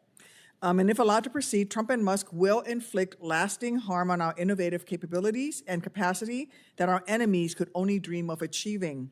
Does anyone truly have confidence that had Doge been around decades ago, they would not have cut the project that created the internet as an example of wasteful, publicly funded research and development? So my question to any member of the panel is the following. Can you explain the importance of the national lab system to maintaining our research edge and discuss any partnerships you've established or are currently pursuing, especially those threatened by massive cuts to the national labs research? We partner with the national labs, so maybe I could take a first cut of this. Also, Senator, I would love to get to visit a Fermilab someday. That would be like that was my next question. That would be a real You're life welcome. highlight. That'd be very cool. There's many wonderful things that AI is going to do for the world, but the one that I am personally most excited about is the impact AI will have on scientific discovery. I believe that new scientific discovery is the most important input to the world getting better and people's quality of lives getting better over time. It is hard to overstate where we would be where we are because of scientific advancement and where we would be without it. So we're thrilled to get to partner with the national labs on this. I think science has not been as efficient as it can be, and we're also thrilled to hear from scientists that they're multiples more effective than they used to be. And I think that AI tools will mean we can accomplish at some point a decade worth of scientific progress in a year for the same cost or even less. This will be one of the most important contributions, in my opinion, that AI makes to the world. And it's no longer theoretical. Like the national labs are a great example. That's the only partnership where we've given a copy of our model weights to another organization. It's a very deep and important partnership to us. And I expect that that will really bear fruit. Thank you. Anybody else on the panel? Yeah, I think you highlight a very important issue. This country has 17 national labs administered by the Department of Energy and about 85 to 90 research universities. And together, they are the fabric of much of scientific discovery and have been since the Manhattan Project in World War II. We in the tech sector, we at Microsoft work with almost all of them. And there's a particular cycle of innovation that the United States has mastered. You have curiosity-driven research in these institutions, and then the advances move out of those institutions into startups and into larger companies. And what I always find interesting is I meet with officials around the world. They have studied this. They seek to emulate it. And I always worry that in the United States, we run the risk of taking it for granted. We should never take this for granted. It is the foundation for the country's technological leadership. Very much so. Dr. Su? I just wanted to add to that, we are also very large supporters of the public-private partnerships with the national labs. I think the national labs have, in a way, always tried to look ahead of the curve, and that's a great place for us to invest. We think they're a key piece. We have partnered with all of the national labs as well, over the last decade, and that continues to be a place where I think there can be significant public-private partnership. Thank you. Mr. Intrator? I just think it would be really interesting to come to these AI factories and to walk or travel through these institutions and identify all the different pieces of the science that leads back and was ultimately driven and founded on something that came out of those institutions, because it's amazing, actually.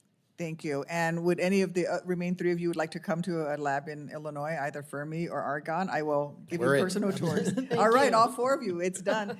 Thank you, Mr. Chairman. Thank you. Senator Young.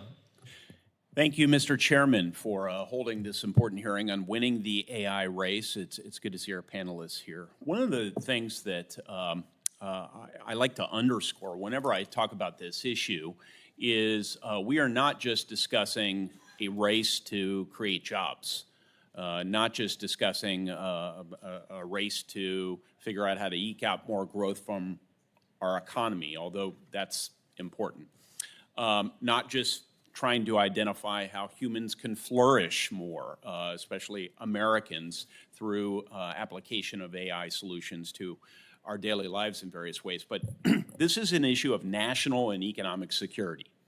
I want folks at home to get that. I know all our panelists are highly conversant and knowledgeable about that.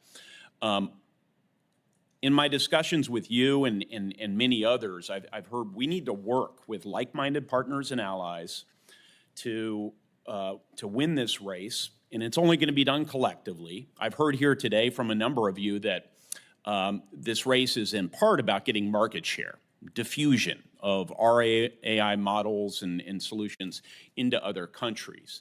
It is through that means, for me to perhaps elaborate on your thoughts, that we can see that our own values are advanced. These models, presumably, they'll be embedded with our values related to privacy and transparency and property rights and freedom of speech and religion, not the values of the Chinese Communist Party on each of those various fronts.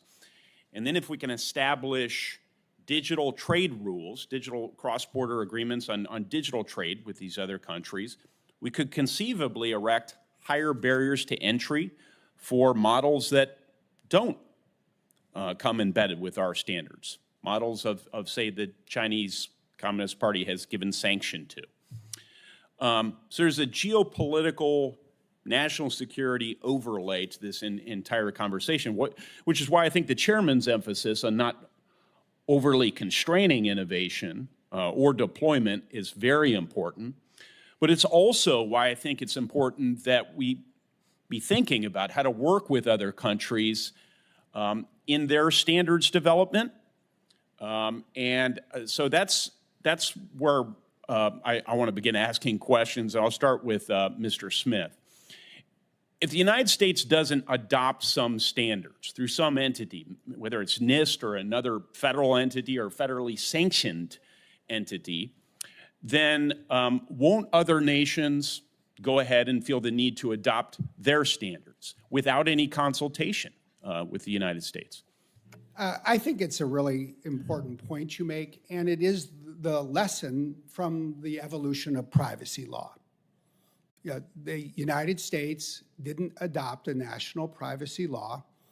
Europe did twice, and most American companies of any size today apply across the United States work that complies with European privacy law. It's just more efficient. So I think the United States needs to be in the game internationally to influence the rest of the world. And you cannot be in the game if you do nothing. You must do something. So you take Senator Cruz's idea, a lightweight approach, yes, and then you build support around it. So just to unpack that, and I'll stick with Mr. Smith with apologies to everyone else because my time's limited. Would it be easier to shape the standards of other large economy countries that share most of our values if we already have a set of standards adopted? Generally, yes. I think we always have to be careful because if you go too soon, you go before the standards have really come together. But you've got to have some kind of model that you can show the rest of the world and win support for. And then presumably standards could be harmonized, right? They're not set and chiseled onto a tablet, so to speak, right? No, that's indispensable. I mean, if our technology is going to go around the world, we need a set of laws or regulations that, in effect, create that basis for reciprocity and interoperability. Okay. I only have 25 seconds left. Are there any violent objections to Mr. Smith's position? Because that seems eminently reasonable to me. Seems consistent with the light touch approach, but it also shows a certain sense of urgency that the United States needs to act. The last thing I'll say in my remaining 10 seconds is that I am planning on introducing legislation today called the AI Public Awareness and Education Campaign Act with several of my colleagues. Our aim is to have a whole-of-government approach to foster greater awareness of AI literacy and grow STEM opportunities to create the next generation of our workforce, and looking forward to moving that forward. So it will be available for public review, critique, even accolades, and Mr. Chairman, I yield back. Thank you. Senator Blunt Rochester. Thank you, Chairman Cruz, and thank you so much to the witnesses. This is such an important hearing. 5 minutes will not suffice for me. I'll be submitting some questions for the record. I noticed that for Mr. Altman and Mr. Smith, when the question of paint me a picture of the future came up, you actually leaned up in your chair. There was a level of excitement, and that's how I am about the future. When I came into the House of Representatives in 2017, I started a Future of Work bipartisan caucus because I had a concern that, number one, there were certain groups of people that were going to be left behind, but there also, as a country, that we could be left behind. And I had an event where we had everyone walk into the room and use a word cloud and tell me what you think of when you hear the future of work. The biggest word coming in the door was fear. The biggest word walking out the door was opportunity. And so to me, this conversation is so vital to think about the opportunities, but also making sure that we are watching out for ethics, watching out for scams, watching out for that technology does not take over the human. And so I am just grateful for the conversation. And Mr. Altman, I listened to an interview that you gave with Lester Holt maybe a year or so ago, and you talked in that interview about how OpenAI, it wasn't initially even about making a product. It wasn't about the money. And so I know you are incorporated in Delaware, and I understand you've been working with our Attorney General during the previously proposed legislation to transition to a for-profit, not legislation, but to transition to for-profit. And this Monday, OpenAI decided to apply to become a public benefit corporation instead, and to have the PBC govern your nonprofit arm. What went into this decision, and what considerations influenced the timing of the organizational change? So we never, thank you for the question, Senator, and the chance to explain this. It's a complicated thing that I think has gotten misrepresented, so this is a wonderful forum to talk about it. We never planned to have the nonprofit convert into anything. The nonprofit was always going to be the nonprofit. And we also planned for a PBC from the very beginning. There were a bunch of other considerations about, is it the PBC board that would control the nonprofit somehow, or how our capital structure was going to work, that there was a lot of speculation on, most of it inaccurate in the press. But our plan has always been to have a robust nonprofit. We hope our nonprofit will be one of the best, maybe someday the best resourced nonprofit in the world, and a PBC with the same mission that would make it possible for us to raise the capital needed to deliver these tools and services at the quality level and availability level that people want to use them at, but still stick to our mission, which we've been proud over the last almost decade of our progress towards. So we had a lot of productive conversations with a lot of stakeholders and a lot of lawyers and a lot of regulators about the best way to do this. It took longer than we thought it was going to. I would have guessed that we would have been talking about this last year, but now we have a proposal that people seem pretty excited about, and we're trying to now advance. And Dr. Su, your company primarily operates in the physical hardware portion of the AI stack. I have a bill with Senators Cantwell and Blackburn called the Promoting Resilient Supply Chains Act, which authorizes the Department of Commerce to strengthen American supply chains for critical industries and emerging technologies. Dr. Su and others, semiconductor and chips manufacturing is critical to advancing the advancement of AI. But we're facing these global supply chain constraints. What specific policies, and I know you mentioned policies as well for supply chains, would we need to adopt to help American companies overcome the supply chain issues and compete in international with our rivals? Thank you, Senator, for the question. There's no question the semiconductor supply chain and overall supply chains are really critical for us to win the AI race. I think from a semiconductor standpoint, the efforts that have been made to move manufacturing back to the United States have been positive. I think they are a start. There's a lot more that we can do. And one of the most important aspects of it is really to think about it end to end. There's so many steps to go from beginning to end in a semiconductor supply chain, including advanced wafers, including packaging, including the back ends and system test. All of those avenues need to have a footprint in the United States. And then we have many allies around the world, which are very excellent partners as part of the global resiliency in the supply chain. And we would like to see those partnerships continue to flourish. And last question, if I can. Mr. Smith, how do you see the interdependence between the AI stack sections creating either vulnerabilities or opportunities in the AI supply chain? I think they create more opportunities than vulnerabilities because it enables companies to do what they do best, and then we can work together. And the world today has an integrated supply chain for anything that you buy. We just don't think about it when we go to the grocery store. I think one of the strengths of the tech sector is that we have, I'll call it a string of pearls, great companies in every layer of the stack. And we're going to need, frankly, more great companies, especially at the applications layer, and that it is how we work together. Thank you so much. I am out of time, but we will be following up with questions for the record as well as individually. Thank you, and I yield back. Mr. Moran. Chairman Lemus, thank you very much. Mr. Smith mentioned data privacy, which has been a topic of mine for a long time, and we've been unsuccessful in legislation being adopted. But I still have the goal of making certain that consumers have control over their own data. And I was going to ask you, Mr. Altman, how can we provide consumers with more control over how their data is used by AI companies while preserving the utility of the AI system? So how do you get more privacy and still get the benefits? So there's all of the standard privacy controls that companies like ours and others build and should, but there's a new area that I'd love to flag for your consideration, which is people are sharing more information with AI systems than I think they have with previous generations of technology. And the maximum utility of these systems happens when the model can get very personalized to you. So this is a wonderful thing, and we should find a way to enable it.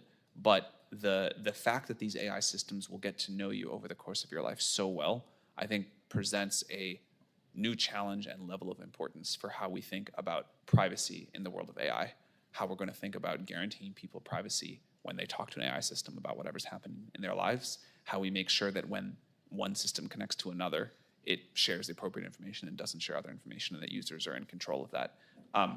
I believe this will become one of the most important issues with AI in the coming years as people come to integrate this technology more into their lives, and I think it is a great area for you all to think about and take quite seriously. We do. We just don't have any success in finding the conclusions, but thank you for the encouragement.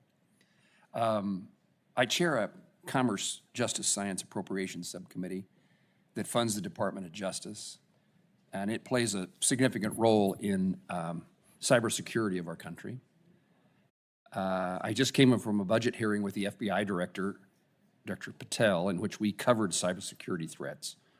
AI can use, and I think this is true, AI can be used on both sides of a cybersecurity attack, and it can be used to automate phishing, malware creation, but machine learning can also increase our ability to detect and respond to cyber threats. What should Congress think about allocation of federal resources for cybersecurity, and what should we consider when it comes to AI? Well, I would say that AI, as you said, is both an offensive weapon and a defensive shield when it comes to cybersecurity. And as with many other things, the front line of this the last few years has been in Ukraine, because Russia has such a sophisticated cyber attack capability. And what we've found as a company that's been involved in supporting Ukraine since literally the moment that war began is that AI is a game changer. We have intercepted attacks against Ukraine faster than a human could detect them, and we blocked those attacks from taking place. So you deploy AI into, call it, the front line of the products themselves. We have to recognize that it's ultimately the people who defend not just countries, but companies and governments, the chief information security officers or the CISOs. So we've created what's called a cybersecurity co-pilot that basically automates for those individuals much of the workflow that takes their time so that they can be more effective and efficient. When it comes to federal appropriations, I think that, to put it simply, the United States government must remain at the forefront of having for itself the cybersecurity capabilities that it needs to defend the government. And every day, I mean, we are in government agencies today during this hearing, pushing Chinese out of agencies and the like. And this will happen every day of every year from now to probably eternity. So we must keep the U.S. government well-funded in this space. And I think we also need our intelligence agencies, and especially the NSA, to be well-funded so they can remain at the forefront when it comes to global leadership in this field. Thank you for your observations and encouragement. My final question, rural areas, a place I come from, often lack high-speed broadband. And since many AI tools rely upon connectivity, I'm concerned that many parts of the country and many parts of Kansas may not be able to access the benefits that AI will bring to business, schools, healthcare, et cetera. What can the federal government do to be supportive of development and availability of on-device or low broadband width AI systems that do not rely on constant connectivity? I'm generally pretty excited about what AI will do here because you can offload so much of the processing to the cloud and then ship a relatively small amount of data. If you think about, ChatGPT as text comes in, there's like a brain that thinks about it really hard and some text comes back. We can support people in low connectivity areas quite well with the same quality of service. Separately to that, I think getting great connectivity everywhere is important, but in the specific area of AI, I think we can actually address that gap quite well. That's good to know. Thank you very much. Mr. Lujan. Thank you, Madam Chair. And first, I want to begin by recognizing and thanking Mr. Altman and Mr. Smith for your organization's ongoing involvement in the NIST U.S. AI Safety Institute, as well as Dr. Su and Mr. Altman for your ongoing partnerships with our national laboratories. Now, Dr. Su and Mr. Altman, can you explain how your partnership with the national labs support scientific research? You explained this to a question that was asked by Senator Duckworth as well, but if you could just touch on that quickly. Our latest models, like O3, are good at scientific reasoning, and so scientists are able to use these to help them review literature, come up with new ideas, propose experiments, analyze data in a way that the previous generations of models just couldn't. We've had the national labs and other scientists spend time with previous models, and they say, oh, this is kind of cool, it's interesting, it's not transforming things. These new models are the first time we're hearing from scientists at the national labs and elsewhere that this is a legitimate game changer to their research output. Appreciate that. Dr. Su? Yeah, I would add the same. I think our partnerships with the national labs have seen just tremendous opportunity. We have large-scale compute across the national labs and the ability to really develop new applications that take advantage of, let's call it traditional high-performance computing together with the new AI model capability that we just talked about is, I think, a great opportunity to substantially move forward the ability for scientific discovery.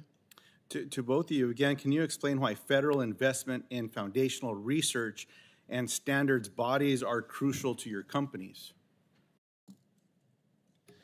I think standards can help increase the rate of innovation, but it's important that the industry figure out what they should be first. I think a bad standard can really set things back, and we've seen many examples of that in history. I do think there's a new protocol to discover here at the level of importance of HTTP. This is just one example. There's many other things too.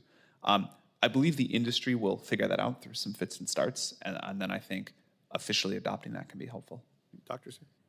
I believe public-private partnerships really enable us to think, let's call it ahead of the curve. So there are lots of things that we do in industry, and we do them very, very well. However, the beauty of the national labs and federal research is it does allow, let's call it a bit more blue sky research. And I think that's a very positive add. So I think the key is how we can make sure that one federal dollar goes much, much further than that with a private investment on top of that. Yesterday, I reintroduced a piece of legislation called the Test AI Act, which has bipartisan support, which would simply improve the federal government's capacity to test and evaluate in this area as well. So very much appreciate both your responses. But this is just one of many steps I would argue that is needed to ensure that the United States stays ahead. Now, despite strong support across the country, including from industry leaders here today, President Trump's annihilating budgets for basic research, and there are questions abound by so many. I'll argue that this will destroy our nation's competitive advantage. I simply just call on all my colleagues that we look at the investments to the National Science Foundation, National Institutes of Health, and Department of Energy Office of Science. Let's work together. If there's questions that we have, let's find ways to address those. But let's ensure that these investments are making a positive difference so that we have more successes and more hearings celebrating what we're celebrating today. Now, beyond your partnership with the federal government, I would like to know more about how you partner with local communities when building out centers.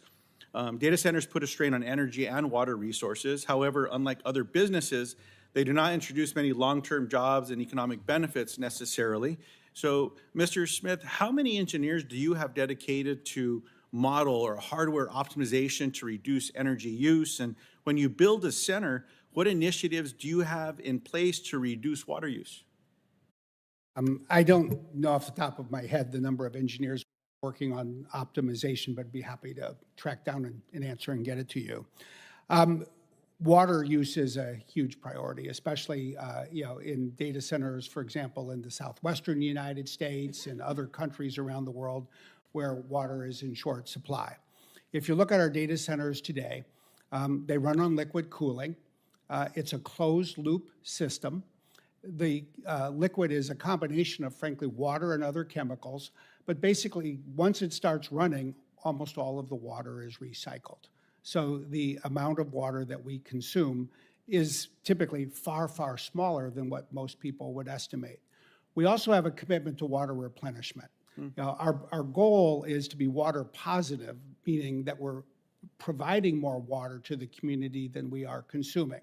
So for example, across the United States today, we have more than 90 water replenishment projects, including one that focuses on the San Juan River in your state of New Mexico, which focuses on water security for the river. So I think it's a good example of how we can play a responsible role in addressing an issue that is of growing importance. Appreciate it. Mr. Intrator? Same question. Yeah, I can't answer the question of how many engineers we have focused on it, but I will say that the ability to extract more computational power out of a given megawatt is of paramount importance to my company, to all of us in this room. And we spend an enormous amount of time integrating the most bleeding edge technology, which is a step function more efficient in terms of its computational output than the legacy technology has historically done. So moving to liquid cooling has just been an incredible improvement in efficiency, and ultimately we face this problem from, within a given data center, within a given power envelope, how much can we move the computational resources forward? And that's really an important part of what we do. I appreciate it. Mr. Chairman, I have other questions also submitted to the record. Mr. Moran did ask one question. Mr. Altman, you responded to it. But can you all just answer yes or no? Is it important to ensure that in order for AI to reach its full promise, that people across the country should be able to connect to fast, affordable internet? Dr. Sue? Yes. Yes. Yes. Thank you. Appreciate it. I yield back. Thank you. Thank you. Senator Lummis. Thank you, Mr. Chairman. And thank you all for coming today. I really have been amazed at the outstanding progress that continues to be made in this field. And I'm already seeing people in Wyoming that are using ChatGPT or Claude to improve their businesses, whether it's healthcare or mining or oil and gas or education, ranching even. I'm just really excited about what this opportunity brings to America. Now, as I see it, the world has presented us with two paths. On one hand, the EU has chosen to regulate first and ask questions later. The GDPR is already limiting European access to the most capable AI models. On the other hand, China appears to be fast-tracking AI development, standing up large amounts of energy very quickly in an attempt to outcompete America. So I'd like to ask a few questions about how we can make sure we get the full benefit of this technology and accelerate its development. So first question, over the past year, we've seen many states, including California and Texas, consider their own AI frameworks, each one significantly burdensome in their own right. At the same time, our lead against China is shrinking to about only 6 months.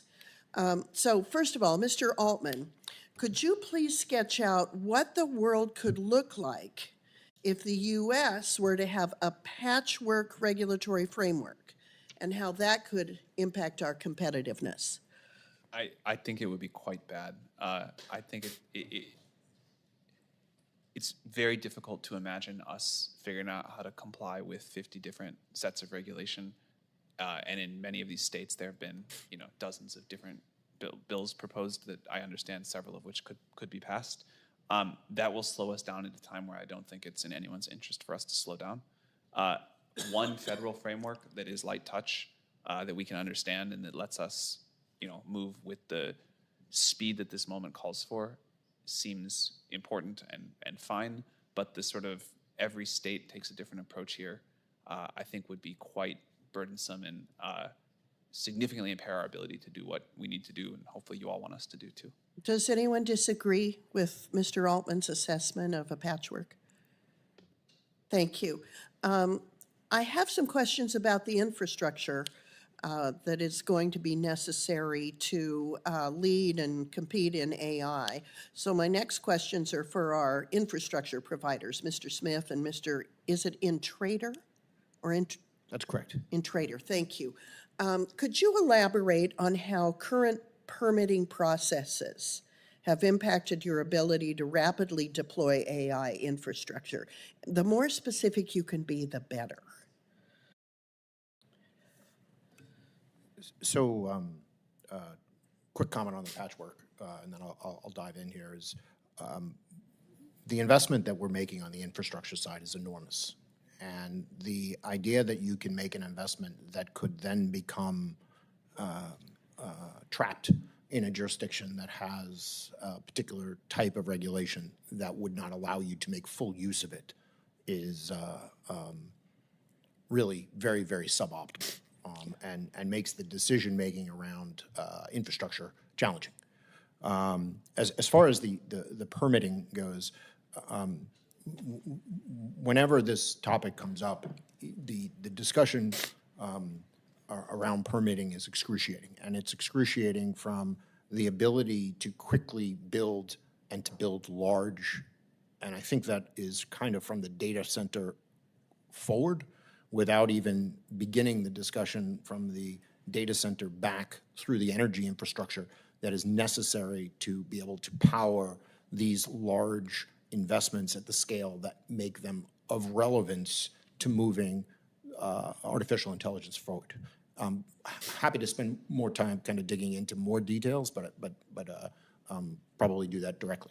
Okay, and I'll look forward to that conversation, because I'm worried about Wyoming's very clean natural gas being something your industry's concerned about, because President Trump likes natural gas, but President Biden didn't. And if you build huge data centers and another president comes along who's anti-natural gas, that's a concern for you as you're deciding how to deploy capital. Mr. Smith, do you agree? Generally, I do. I mean, I would say we need consistency across administrations in this country. We need to find more opportunities for bipartisan agreement. And I'll just highlight that in Cheyenne, where we've long had a data center complex, we do have backup generators that run on natural gas. So there are a variety of ways for us to put different energy supplies to good use. Are you exploring small modular nuclear? Yes, including with people in Wyoming. Yeah, thank you. Mr. Altman, I'm pleased to hear you are releasing an open, my time's up, excuse me. It goes so fast. I'd love to talk to you about it another time. Okay. We're very excited about it too. Yeah, thank you. I yield back. Thank you. Senator Rosen. Thank you, Chairman Cruz. I saw ready to push the button, and anyway, time does go by very fast. Thank you for having this hearing. I really believe in the promise of AI. It's so exciting, and we have to ask the right questions in order to promote its growth on one hand, and how it can explore and create these new possibilities and pathways, and also how do we protect ourselves from bad actors or outcomes as best as we can know at the time. And Mr. Altman, thank you for spending some time with me yesterday. I look forward to continuing to work with you on this. So I want to start a little bit today at DeepSeek and adversarial AI, because in February I introduced bipartisan legislation with Senator Husted to prohibit the using DeepSeek on government devices. And earlier this week, Senator Cassidy and I introduced a bill that would expand those prohibitions to include federal contractors. So, Mr. Smith, what should our approach be to AI models that are developed in or by adversarial countries like the PRC? Should we be concerned about our adversaries co-opting AI to promote a particular ideology, collect sensitive U.S. data, and how are you combating this, this threat? Well, I think you can take the DeepSeek example, and it illustrates it well, and I think it's just worth thinking about the fact that DeepSeek produced two things. They have a model that is an open source model, and they have an application, the DeepSeek app. At Microsoft, we don't allow our employees to use the DeepSeek app. We did not put the DeepSeek app in our app store because of the kinds of concerns that you mentioned, namely data going back to China and the app creating the kinds of content that I think people would say were associated with Chinese propaganda. At the same time, because the model itself is an open source model, it was possible for us to go in it, analyze it, and change the code in the model, which we and other people have the permission to do, to remove the harmful side effects. And so I think we have to always think about the different aspects of the technology. I will say put security first, and then go forward from there. Thank you. I think we all know that data is the real power in our current world. He or she or whomever owns the data really can control a lot of what we do. But I want to move on and speak with you, Mr. Altman, about AI and anti-Semitism a little bit, because earlier this year, ADL released a report showing that several major generative AI models have perpetuated dangerous anti-Semitic stereotypes and, sadly, conspiracy theories. So, Mr. Altman, what steps is industry taking to ensure that AI models don't perpetuate anti-Semitism? Will you consider collaborating with civil society to create kind of a standard benchmark for AI related to anti-Semitism, use it as a form of evaluation, and then maybe we could use those for other forms of hate as well?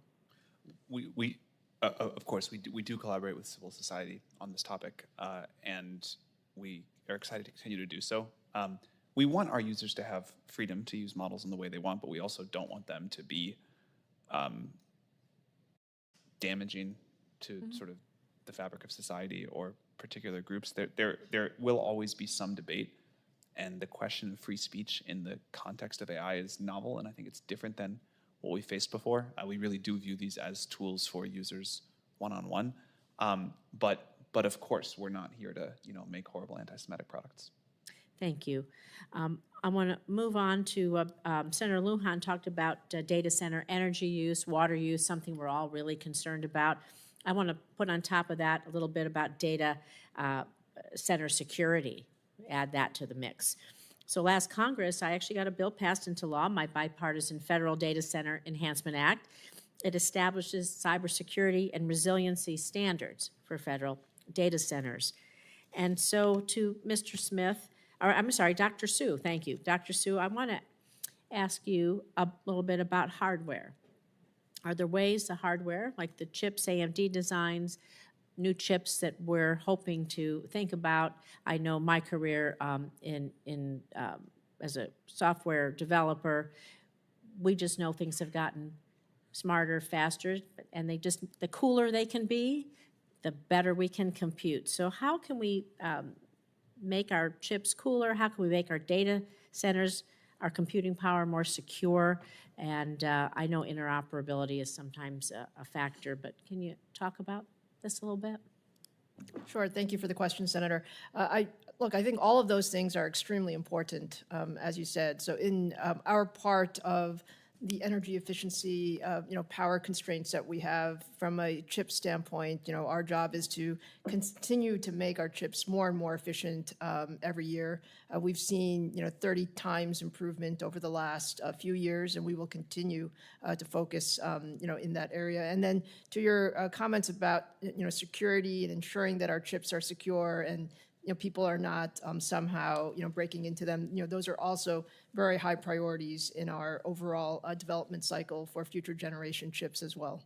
Oh, thank you. I look forward to working with all of you again on these important issues. Mr. Chairman. Thank you. Senator Sullivan. Thank you, Mr. Chairman. I want to thank the witnesses for the testimony today. I appreciate the chairman calling this hearing. And I agree with Senator Cruz's opening statement about this is a matter of national economic and national security in terms of our race, however you want to call it, competition with China. So I know this topic has been pressed, but I want to dig down a little bit deeper. Do you agree with that, all of you? I'm just going to ask some quick questions. That this is a huge issue of national security, economic security relative to China, and we as America need to win in that regard. Very important. Everybody nodding their head. And then I know that it had been touched, but is the consensus among the witnesses that we are ahead right now, but is kind of tentative lead? What would be, very quickly, we'll start with you, Mr. Altman. What's your assessment on that? I know we've already talked about it. I just want to set the context for some of the questions. Yeah, I believe we are leading the world right now. I believe we'll continue to do so. We want to make AI in the United States, and we want the whole world to get to benefit from that. I think that is the strongest thing for the United States. I think it's also the right thing to do for all the people of the world. And I really appreciate you all being with us here today, because I think we'll need your help, and everything you're saying, or almost everything you're saying, sounds great. So as I ask this question, I'll ask if you guys think we're ahead, but then the key things when you say we need your help, what would, very succinctly, sometimes we're not so smart up here, what would the key things be that you would need from the U.S. government to help us maintain that lead and dominate this space, which is what I think we need to do? Mr. Altman, again, to you real quick on that. We've talked a little bit about infrastructure, but I think we cannot overstate how important that is, and the ability to have that whole supply chain, or as much of it as possible, in the United States. The previous technological revolutions have also been about infrastructure and the supply chain, but AI is different in terms of the magnitude of resources that we need. So projects like Stargate that we're doing in the US, things like bringing chip manufacturing, certainly chip design to the US, permitting power quickly, like these are critical. If we don't get this right, I don't think anything else we do can help. On the model creation side, we've talked about the need for certainty on our ability to train and to have fair footing with the rest of the world to make sure we can remain competitive. The ability to offer products under a reasonable, fair, light touch regulatory framework where we can go win in the market, because the products will be so key to the sort of feedback loops and making them better and better, and the ability to deploy them quickly and win at the product level in addition to the model and infrastructure and data area is really quite important. The ability to bring the most talented people in the world here, the most talented researchers. We have a ton in the United States. There's more out in the world. We should try to get them all here, improving models here. I think those are some of the specifics. Good, that's very helpful. Let me ask Mr. Smith, two other ones that I want to touch on. I agree fully with Senator Lummis. I'm sure Senator Cruz has the same view. One of our comparative advantages over China, in my view, has to be energy. All of the above energy. Hopefully you've seen in Alaska, we have a very large-scale LNG project that I think we're going to get off the ground here. We've been working on for a long time. We will have 100 years supply of natural gas. So we want you guys all to come up to Alaska with your data centers. We got cold weather. We got a lot of cold weather. We got gas. We got land. We got water. We got it all. That's very compelling. So yeah, come on up. When this project's done, 100-year gas supply, a little colder than Texas. So two questions that relate to our comparative advantage. Mr. Smith, and then any others who want to jump in. Energy, do we think that is? I think it is. And then second, it's, I think, somewhat of a disadvantage. It frustrates me. Maybe you guys don't see this. We've had American finance companies, venture capital firms, banks, others that remarkably, all the opportunities we have in America are helping fund some of these projects in China. I've been a real staunch opponent of Americans who have opportunities to invest in other places, investing in Chinese AI, Chinese quantum, because we all know they're going to use that to help make their military more lethal. I mean, that's what they do. I was reading recently about this Benchmark Capital. I don't know these guys, but they evidently did a $75 million round for some an AI company in China. Is that another problem as well, Mr. Smith? Advantage energy problem, American companies financing our competition. I would connect three things: energy, people, and access to capital. The U.S. has huge resources in energy, but never underestimate the ability of China to build a lot of electrical power plants, maybe more and faster than any other country. So we are better off going into that with the mindset that we have to keep up and not take anything for granted. But then I would say the number one comparative advantage of the United States throughout the 50 years that have defined digital technology has been bringing the world's best people to our country and giving them access to venture capital. And we should continue to burnish both of those. And I think you're right to ask where else is venture capital going. I'll just say this. If we can keep bringing the best people to the United States, and if we can keep educating the best people in the United States, I believe the money will be here to enable them to succeed. But let's make sure we're continuing to bring the best people in the world and giving them the opportunity to build great companies here in the United States. American venture capital funds funding Chinese AI, is that in our national interest? I think there's a really good question about whether it is, and I recognize that you all are quite rightly focused on that. I'll just keep saying, bring the people here, they will have access to the money, and we will outcompete the world. Great. Thank you. Thank you, Mr. Chairman. Thank you. Senator Markey. Thank you, Mr. Chairman, very much. I'd like to talk about the environmental impact of artificial intelligence. Artificial intelligence can help us combat climate change by improving weather forecasts and enabling us to better predict power supply and demand. But designing and training and deploying AI models also poses real risk for our environment.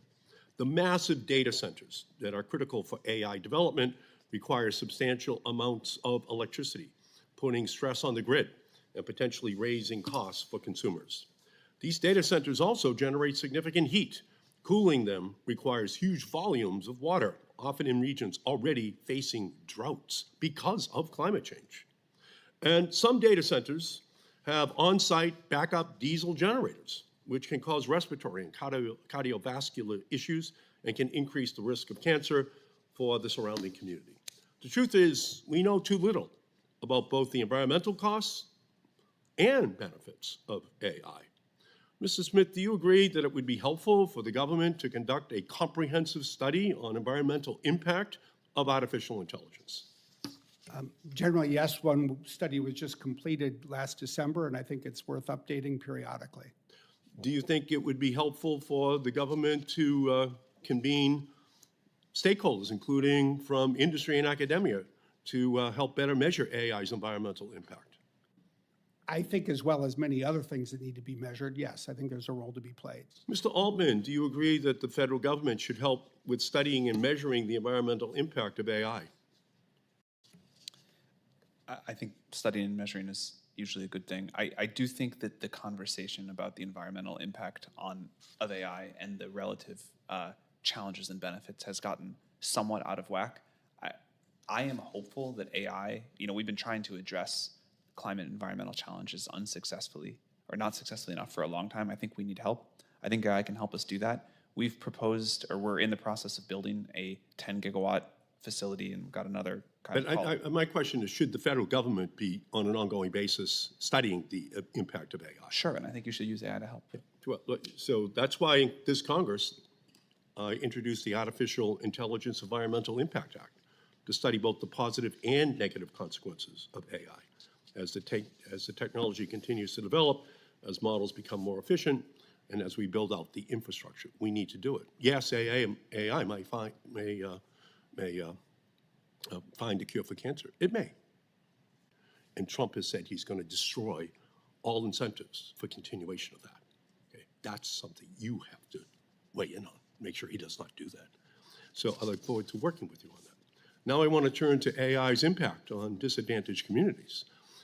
After all, we're not just talking about using artificial intelligence to write emails or plan grocery lists. We're talking about technology used to calculate a family's mortgage, screen an individual's job application, and determine a senior's medical care. When used in these situations, it is absolutely essential that AI-powered algorithms are free from bias and discrimination. So let's start with a simple question. Mr. Smith, can algorithms be biased and cause discrimination? They can, which is why we test to avoid that outcome. Okay, same question, Mr. Altman. Can algorithms be biased and cause discrimination? Of course. Of course. Of course. Mr. Altman, does OpenAI work to guard against such bias and discrimination in ChatGPT? Of course. Of course. So I'm glad to hear that. because you recently stated that the government should not implement privacy regulations on AI, but instead, quote, respond very quickly as the problems emerge. And I am very deeply worried about that approach. We don't need to wait and see if poorly tested and trained algorithms will harm marginalized communities. Artificial intelligence is already supercharging the bias and discrimination prevalent in our society. Biased and discriminatory algorithms mean Black and brown families are less likely to obtain a mortgage. It means people with disabilities are less likely to be recommended for a job opening. And it means women are less likely to receive scholarships for higher education. These are real harms that are happening right now. It is Congress's job to address these existing problems that come with the rapid development and deployment of AI. And it's why I'm the proud author of the AI Civil Rights Act, which would ensure that companies review and eliminate bias and discrimination in their algorithms before developing and deploying them. It has to happen simultaneously. And it will hold companies accountable when their algorithms cause harms against marginalized population. I will be fighting to ensure AI does not stand for accelerating inequality in our nation. All of the protections we have in the real world should be moved to the virtual world, because the same discriminations against women, Black, brown, communities with disabilities, LGBTQ community are going to move online. And we have to build in the protections against that bias right up front, because otherwise those same discriminatory practices will just migrate immediately, and the responsibility of the industry will be to work with Congress to make sure we put those protections on the books. Thank you, Mr. Chairman. Thank you. Senator Peters. Thank you, Mr. Chairman, and thanks to all of our witnesses. Thank you for being here. It's an incredibly important topic, and we appreciate your expertise. As we're looking at making sure that the United States is the world leader in AI, certainly we've been talking about supply chains and infrastructure and all of those aspects, but one area that I want to particularly focus on is workforce and people, to make sure that we have the talent there. That's why I authored the AI Scholarship for Service Act and the AI Training Act. Both of those were signed into law in 2022. Earlier this year, I introduced my AI and Critical Technology Workforce Framework Act to continue the effort along those lines, and love to work with each of you as we look at other legislation necessary to make sure we've got the workforce trained to take advantage of this amazing technology. I do want to do a shout out to the University of Michigan that actually became the first university in the world to provide generative AI tools for their entire student body to prepare them for the workforce of tomorrow.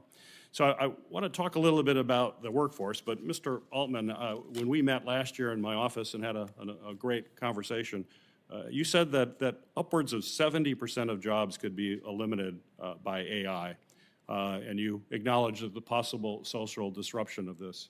If that's happening, we have to prepare for it. We're not going to stand in the way of the incredible opportunities here, but if this is indeed going to occur, we've got to be thinking pretty deeply about how that will be managed and make sure that everybody can benefit from AI, not just a select few that benefit. So talk to me about how you believe leaders in your industry can help mitigate job losses or deal with what could, as you described it last year, major social disruption. The thing that I think is different this time than previous technological revolutions is the potential speed. Technological revolutions have impacted jobs and the economy for a long time. Mm-hmm. Some jobs go away, some new jobs get created, many jobs just get more efficient, and people are able to do more and earn more money and create more, and that's great. Over some period of time, society can adapt to a huge amount of job change, and you can look at the last couple of centuries and see how much that's happened. I don't know, I don't think anyone knows exactly how fast this is going to go, but it feels like it could be pretty fast. The most important thing, or one of the most important things I think we can do, is to put tools in the hands of people early. We have a principle that we call iterative deployment. We want people to be getting used to this technology as it's developed. We've been doing this now for almost 5 years since our first product launch. As society and this technology co-evolve, putting great, capable tools in the hands of a lot of people and letting them figure out the new things that they're going to do and create for each other and come up with, and provide sort of value back to the world on top of this new building block we have and the sort of scaffolding of society. That is, I think, the best thing we can do as OpenAI and as our industry to be a sort of help smooth this transition.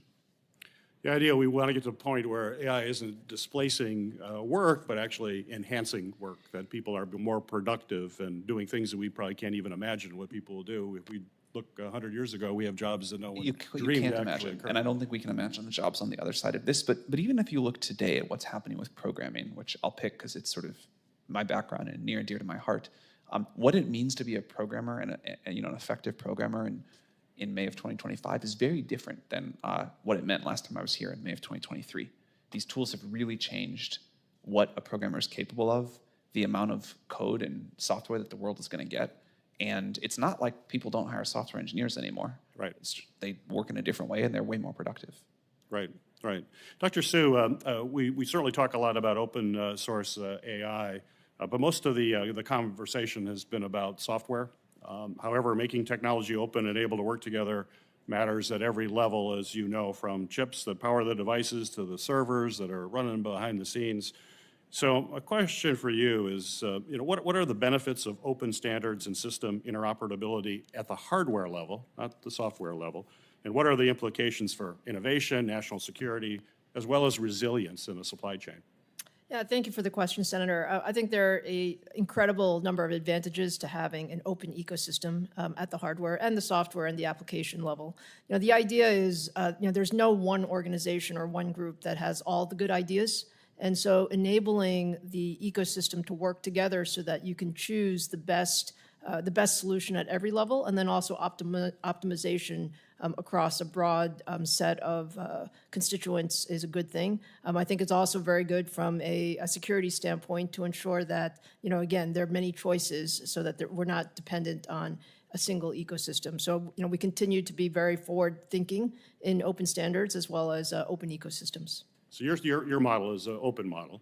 I understand NVIDIA is a closed model. What are the advantages, disadvantages? Which should we be thinking about? I think the major advantage in an open model, and that is something that we very much support, is the idea that we can have innovation come from many different parties. And whether that is hardware innovation, so on the different chips, or that is system innovation on putting all of these things together. And our goal is to make sure that we always have the best of the best. And there are many different ways, many different parties that can contribute to that. And that's why we are very forward-leaning in terms of open ecosystems. Great. Thank you. Thank you, Mr. Chairman. Thank you. Senator Fetterman. Thank you, Mr. Chairman. Hi, hello. Mr. Smith, I'm a big supporter of energy. For me, energy security is national security. And of course, renewables about that. But of course, other things as well too, fossil. But also that also includes nuclear. Of course, nuclear is important. And now then there's that kind of energy transition. My focus is also that I want to make sure that ratepayers in Pennsylvania really aren't hit too hard throughout all of this. Now, the Washington Post reported that increasing electricity demand for the data centers is going to raise up residential power bills, perhaps as much by 20%. Now, to me, that's really a concern for me and certainly for Pennsylvania families. Now, the data center, has important jobs during construction and doing those things, and that's a great thing, of course. But they're not, I guess, long term. But the rate, those rates might last longer for that. And now I've been tracking the plan to reopen TMI. I mean, my own personal story is I had to grab my hamster and evacuate, during the meltdown in 1979. You might assume that I was anti-nuclear, and that is not. I actually am very supportive of nuclear because that's an important part of the stack.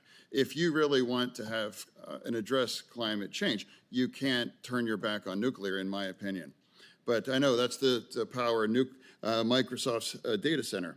So now, and I really appreciate that, but if I'm saying now, if we're able to commit that the power purchase agreement, it's not going to raise electricity for Pennsylvania families. And no, I think you raise a critical point. we have two principles that we follow when we're constructing these data centers. Number one, we will invest to bring onto the grid an amount of electricity that equals the amount of electricity that we will use, so that we're not tapping a constricted supply. Number two, we will manage all of this in a way that ensures that our activity does not raise the price of electricity to the community. And so I was describing earlier how if there's improvements that need to be made to the grid, as there often are, we'll go to the Utility Commission. We will propose a change in the rate that we are charged so that we can pay for that improvement. I just think it's a fact of life, because I think you highlight something critical. There's a lot of jobs when the construction takes place. There are jobs afterwards, but they are not as many. One will wear out the welcome quickly if we tax, in effect, the neighborhood by asking everyone to pay more for their electricity because we have arrived. We get it. We know we have to be a good and responsible member of the neighborhood. Thank you. Well, now, one of the perks of being a senator is that, for me anyway, I get an opportunity to meet people that have led much more impressive kinds of jobs or careers that I've led. And now, Mr. Altman, now this is I'm gonna count this as a highlight recently. Like, I know the work that you've done, and you're really one of the people that are moving AI. And now it's an opportunity. I was excited to meet you. And now people ask me, it's like, if you're gonna talk about AI, and now I get to ask you, I mean, like the expert, some people are worried about AI or whatever, and I'm like, what about the singularity? So, the people like that, if you would address that, please. Thank you, Senator, for the kind words and for normalizing hoodies in more spaces. I love to see that. I am incredibly excited about the rate of progress, but I also am cautious and I would say, like, I don't know, I feel small next to it or something. I think this is beyond something that we all fully yet understand where it's going to go. This is, I believe, among the biggest, maybe it'll turn out to be the biggest technological revolutions humanity will have ever produced. And I feel privileged to be here. I feel curious and interested in what's going to happen. But I do think things are going to change quite substantially. I think humans have a wonderful ability to adapt, and things that seem amazing will become the new normal very quickly. We will figure out how to use these tools to just do things we could never do before. And I think it will be quite extraordinary. But these are going to be tools that are capable of things that we can't quite wrap our heads around. And some people call that, as these tools start helping us to create future iterations, some people call that the singularity, some people call that the takeoff, whatever it is, it feels like a sort of new era of human history. And I think it's tremendously exciting that we get to live through that and we can make it a wonderful thing. But we've got to approach it with humility and some caution. No, I mean, I just, for me, it's been, I get a chance to ask questions to a lot of Edisons, as well, too. Like, the kinds of things that you're all collectively involved are going to transform our society, and people will look back 50, 60 years ago and see what's happened. So, for me, over to the chairman. Thank you. Thank you, Senator Fetterman. Senator Klobuchar. Thank you. Good thought, Senator Fetterman. Thank you. So you guys have been sitting here so long that the Pope has been chosen. Wow. But we don't know who. Congratulations, Amy. The white smoke has come up. Congratulations. What? Oh, stop. You're welcome. Probably wouldn't work. But in any case, it was, I left for some other things, came back because I had one more question that I wanted to ask, and it's related to just the whole deepfake issue, just because Senator Blackburn and Senator Coons and Senator Tillis and I worked on this really hard, and Blackburn and Coons are in the lead of the bill. But we have recently seen deepfake videos of Al Roker promoting a cure for high blood pressure, a deepfake of Brad Pitt asking for money from a hospital bed. Sony Music has worked with platforms to remove more than 75,000 songs. with unauthorized deepfakes, including voices of Harry Styles, Beyonce. I recently met, it's not just famous people, there is a Grammy-nominated artist from Minnesota. Talked to him about what's going on with digital replicas. So there's a real concern, and it kind of gets at what Senator Schatz and I were talking about earlier with the news bill. But I just wanted to make you all aware of this legislation because there were some differences on this, and now we have gotten a coalition, including YouTube, supporting it, as well as the Recording Industry Association, Motion Picture Association, SAG-AFTRA.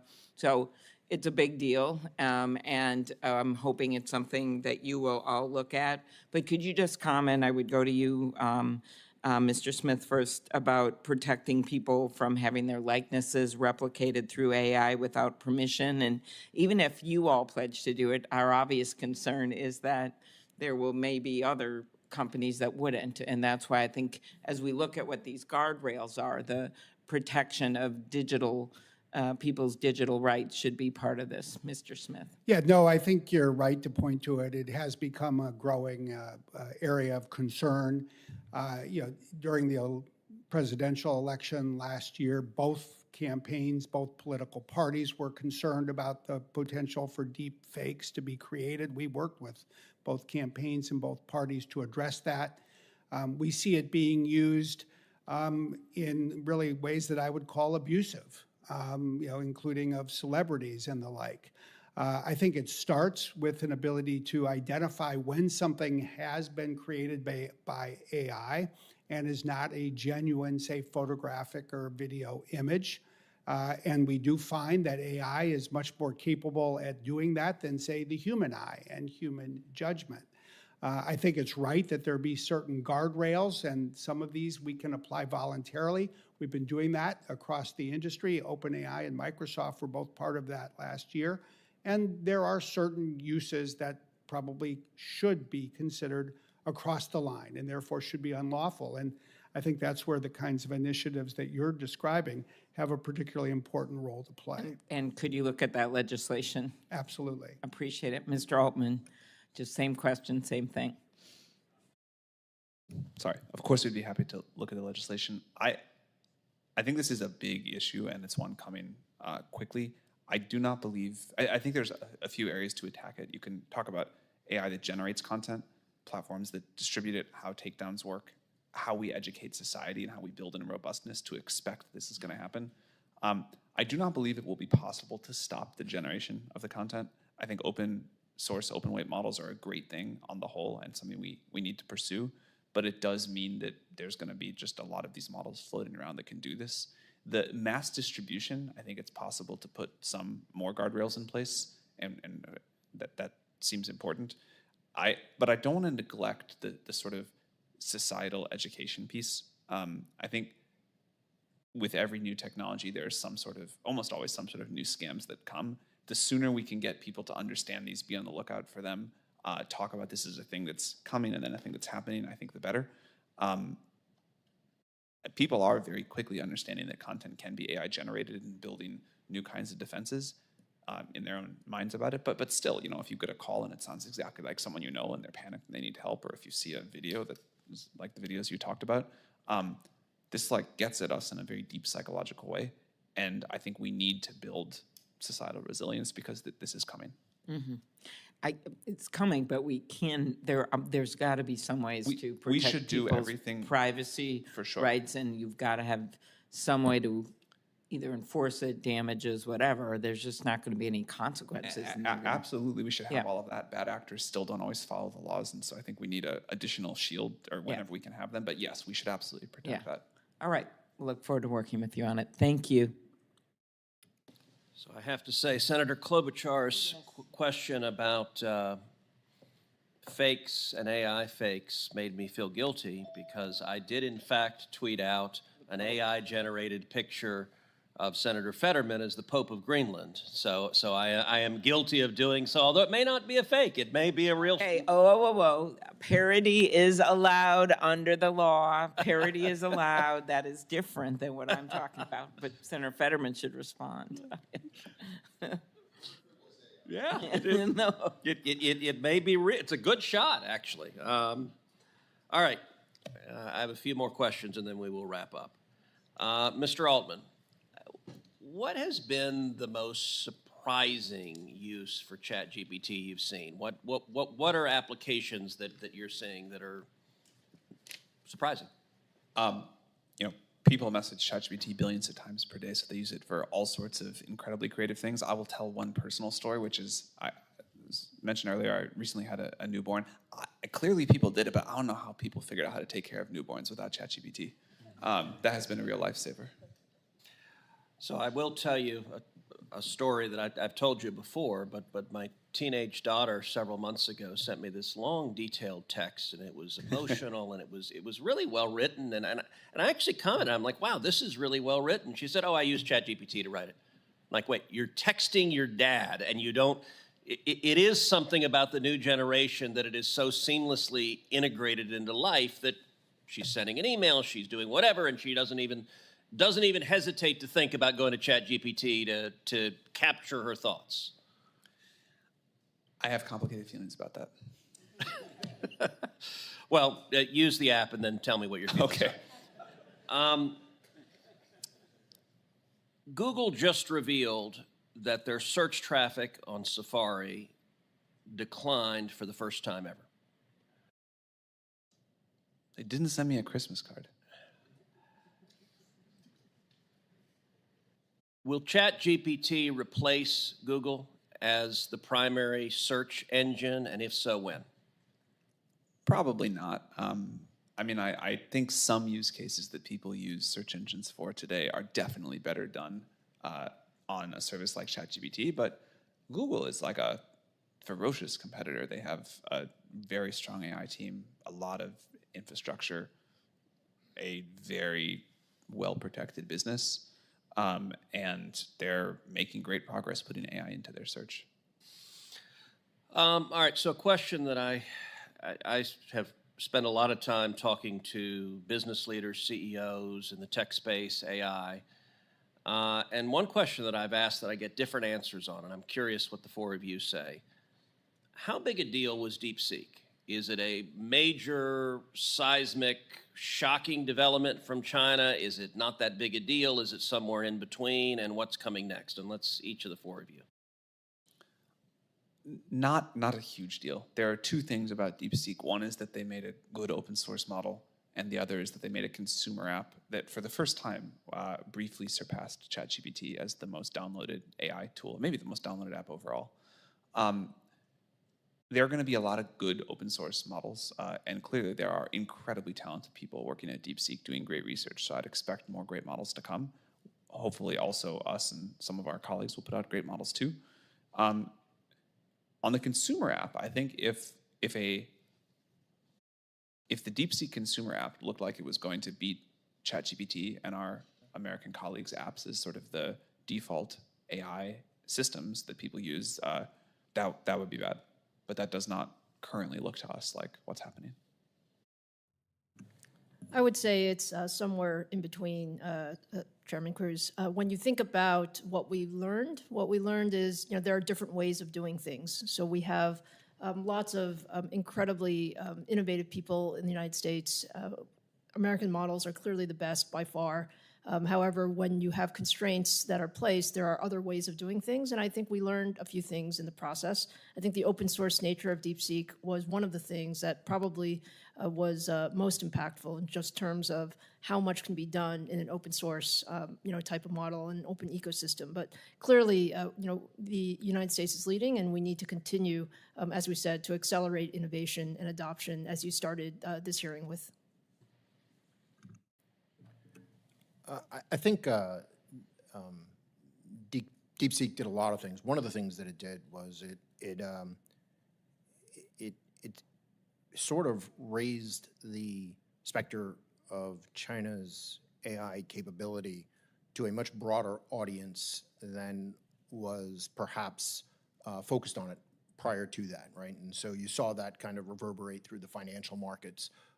You saw like a broad-based reaction, and suddenly everyone knows what DeepSeek is, and the fact that China is not theoretically in the race for AI dominance, but actually is very much a formidable competitor. And so, you know, it was a starting gun in some ways for the broader population and kind of maybe the broader consciousness of the fact that this is not a fait accompli, and that we're going to have to work as America together to kind of propel our solutions forward. And so I think that was one of the lasting impacts that we will see from that. I would say, like Lisa, that somewhere in between, it wasn't shocking. I mean, it was one of a number of startups that we were following in China that we saw as having the potential to be innovative in this space. I do think there's a really interesting and important point that constraints encourage innovation in other ways. And I just think one of the interesting facts about DeepSeek is that of their, say, 200 or more employees, that was their size when they released these models, almost all of their employees, by design, were 4 years or less out of university. They wanted to hire people that would not bring to their work traditional ways of doing things. So the kids are taking over the world? They do every generation.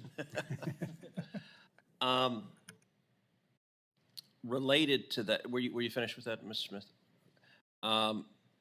Related to that, we talked at the outset about the AI diffusion rule being rescinded, which I'm glad. I think it was a bad rule. I think it was overly complex. I think it put on a number of our trading partners unfair restrictions. And so I'm glad the president is rescinding it. That doesn't necessarily mean that there should be no restrictions, and there are a variety of views on what the rules should be concerning AI diffusion. NVIDIA has argued that we want American chips everywhere, even in China. Others have argued that we want to restrict at least the most advanced processors. I'm curious, each of the four of you, what do you think the rule should be, if anything, is to replace the AI diffusion rule? And Mr. Altman, we'll start with you. I also was glad to see that rescinded. I agree there will need to be some constraints, but I think if the sort of mental model is winning diffusion instead of stopping diffusion, that directionally seems right. That doesn't mean there's no guardrails. It doesn't mean we say, like, we're going to go build a bigger data center in some other U.S. products and services up and down the stack. Maybe most obviously if they're using ChatGPT versus DeepSeek, but also if they're using U.S. chips and U.S. data center technology and all of the amazing stuff Microsoft does, that's a win for us. And I think we should embrace that, but make sure that, you know, the most critical stuff, the creation of these models that will be so impactful, that should still happen here. Dr. Su? I think we would totally agree with the concept that some restrictions are necessary. This is a matter of national security as much as it is about AI diffusion.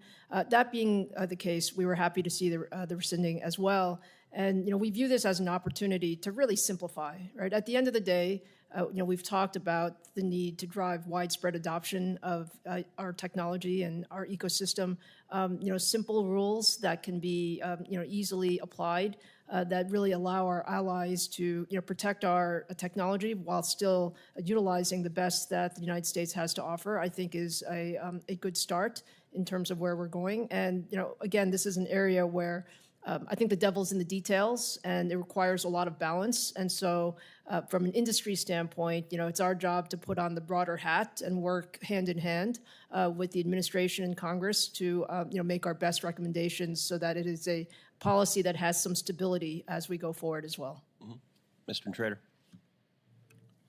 So I'll echo what Sam and Lisa said, but national security is paramount. And then once you've addressed the limitations around national security, the opportunity to work with regulators to put together a regulatory framework beyond that makes a lot of sense. And the diffusion rule didn't allow us that opportunity to participate fully enough to feel like we're going to come away with what would be an optimal outcome at this point. Mr. Smith?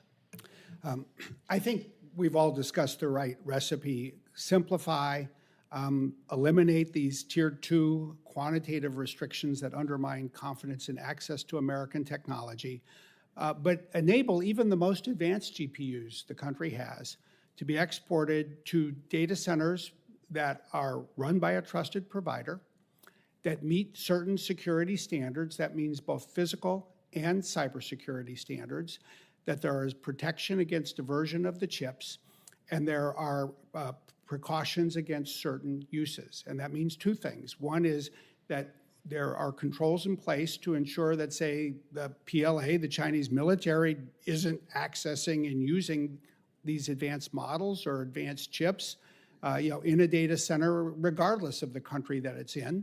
And there are certain harmful uses that one should want to prohibit and preclude, like using a model to create the next pandemic, a biological weapon, a nuclear weapon.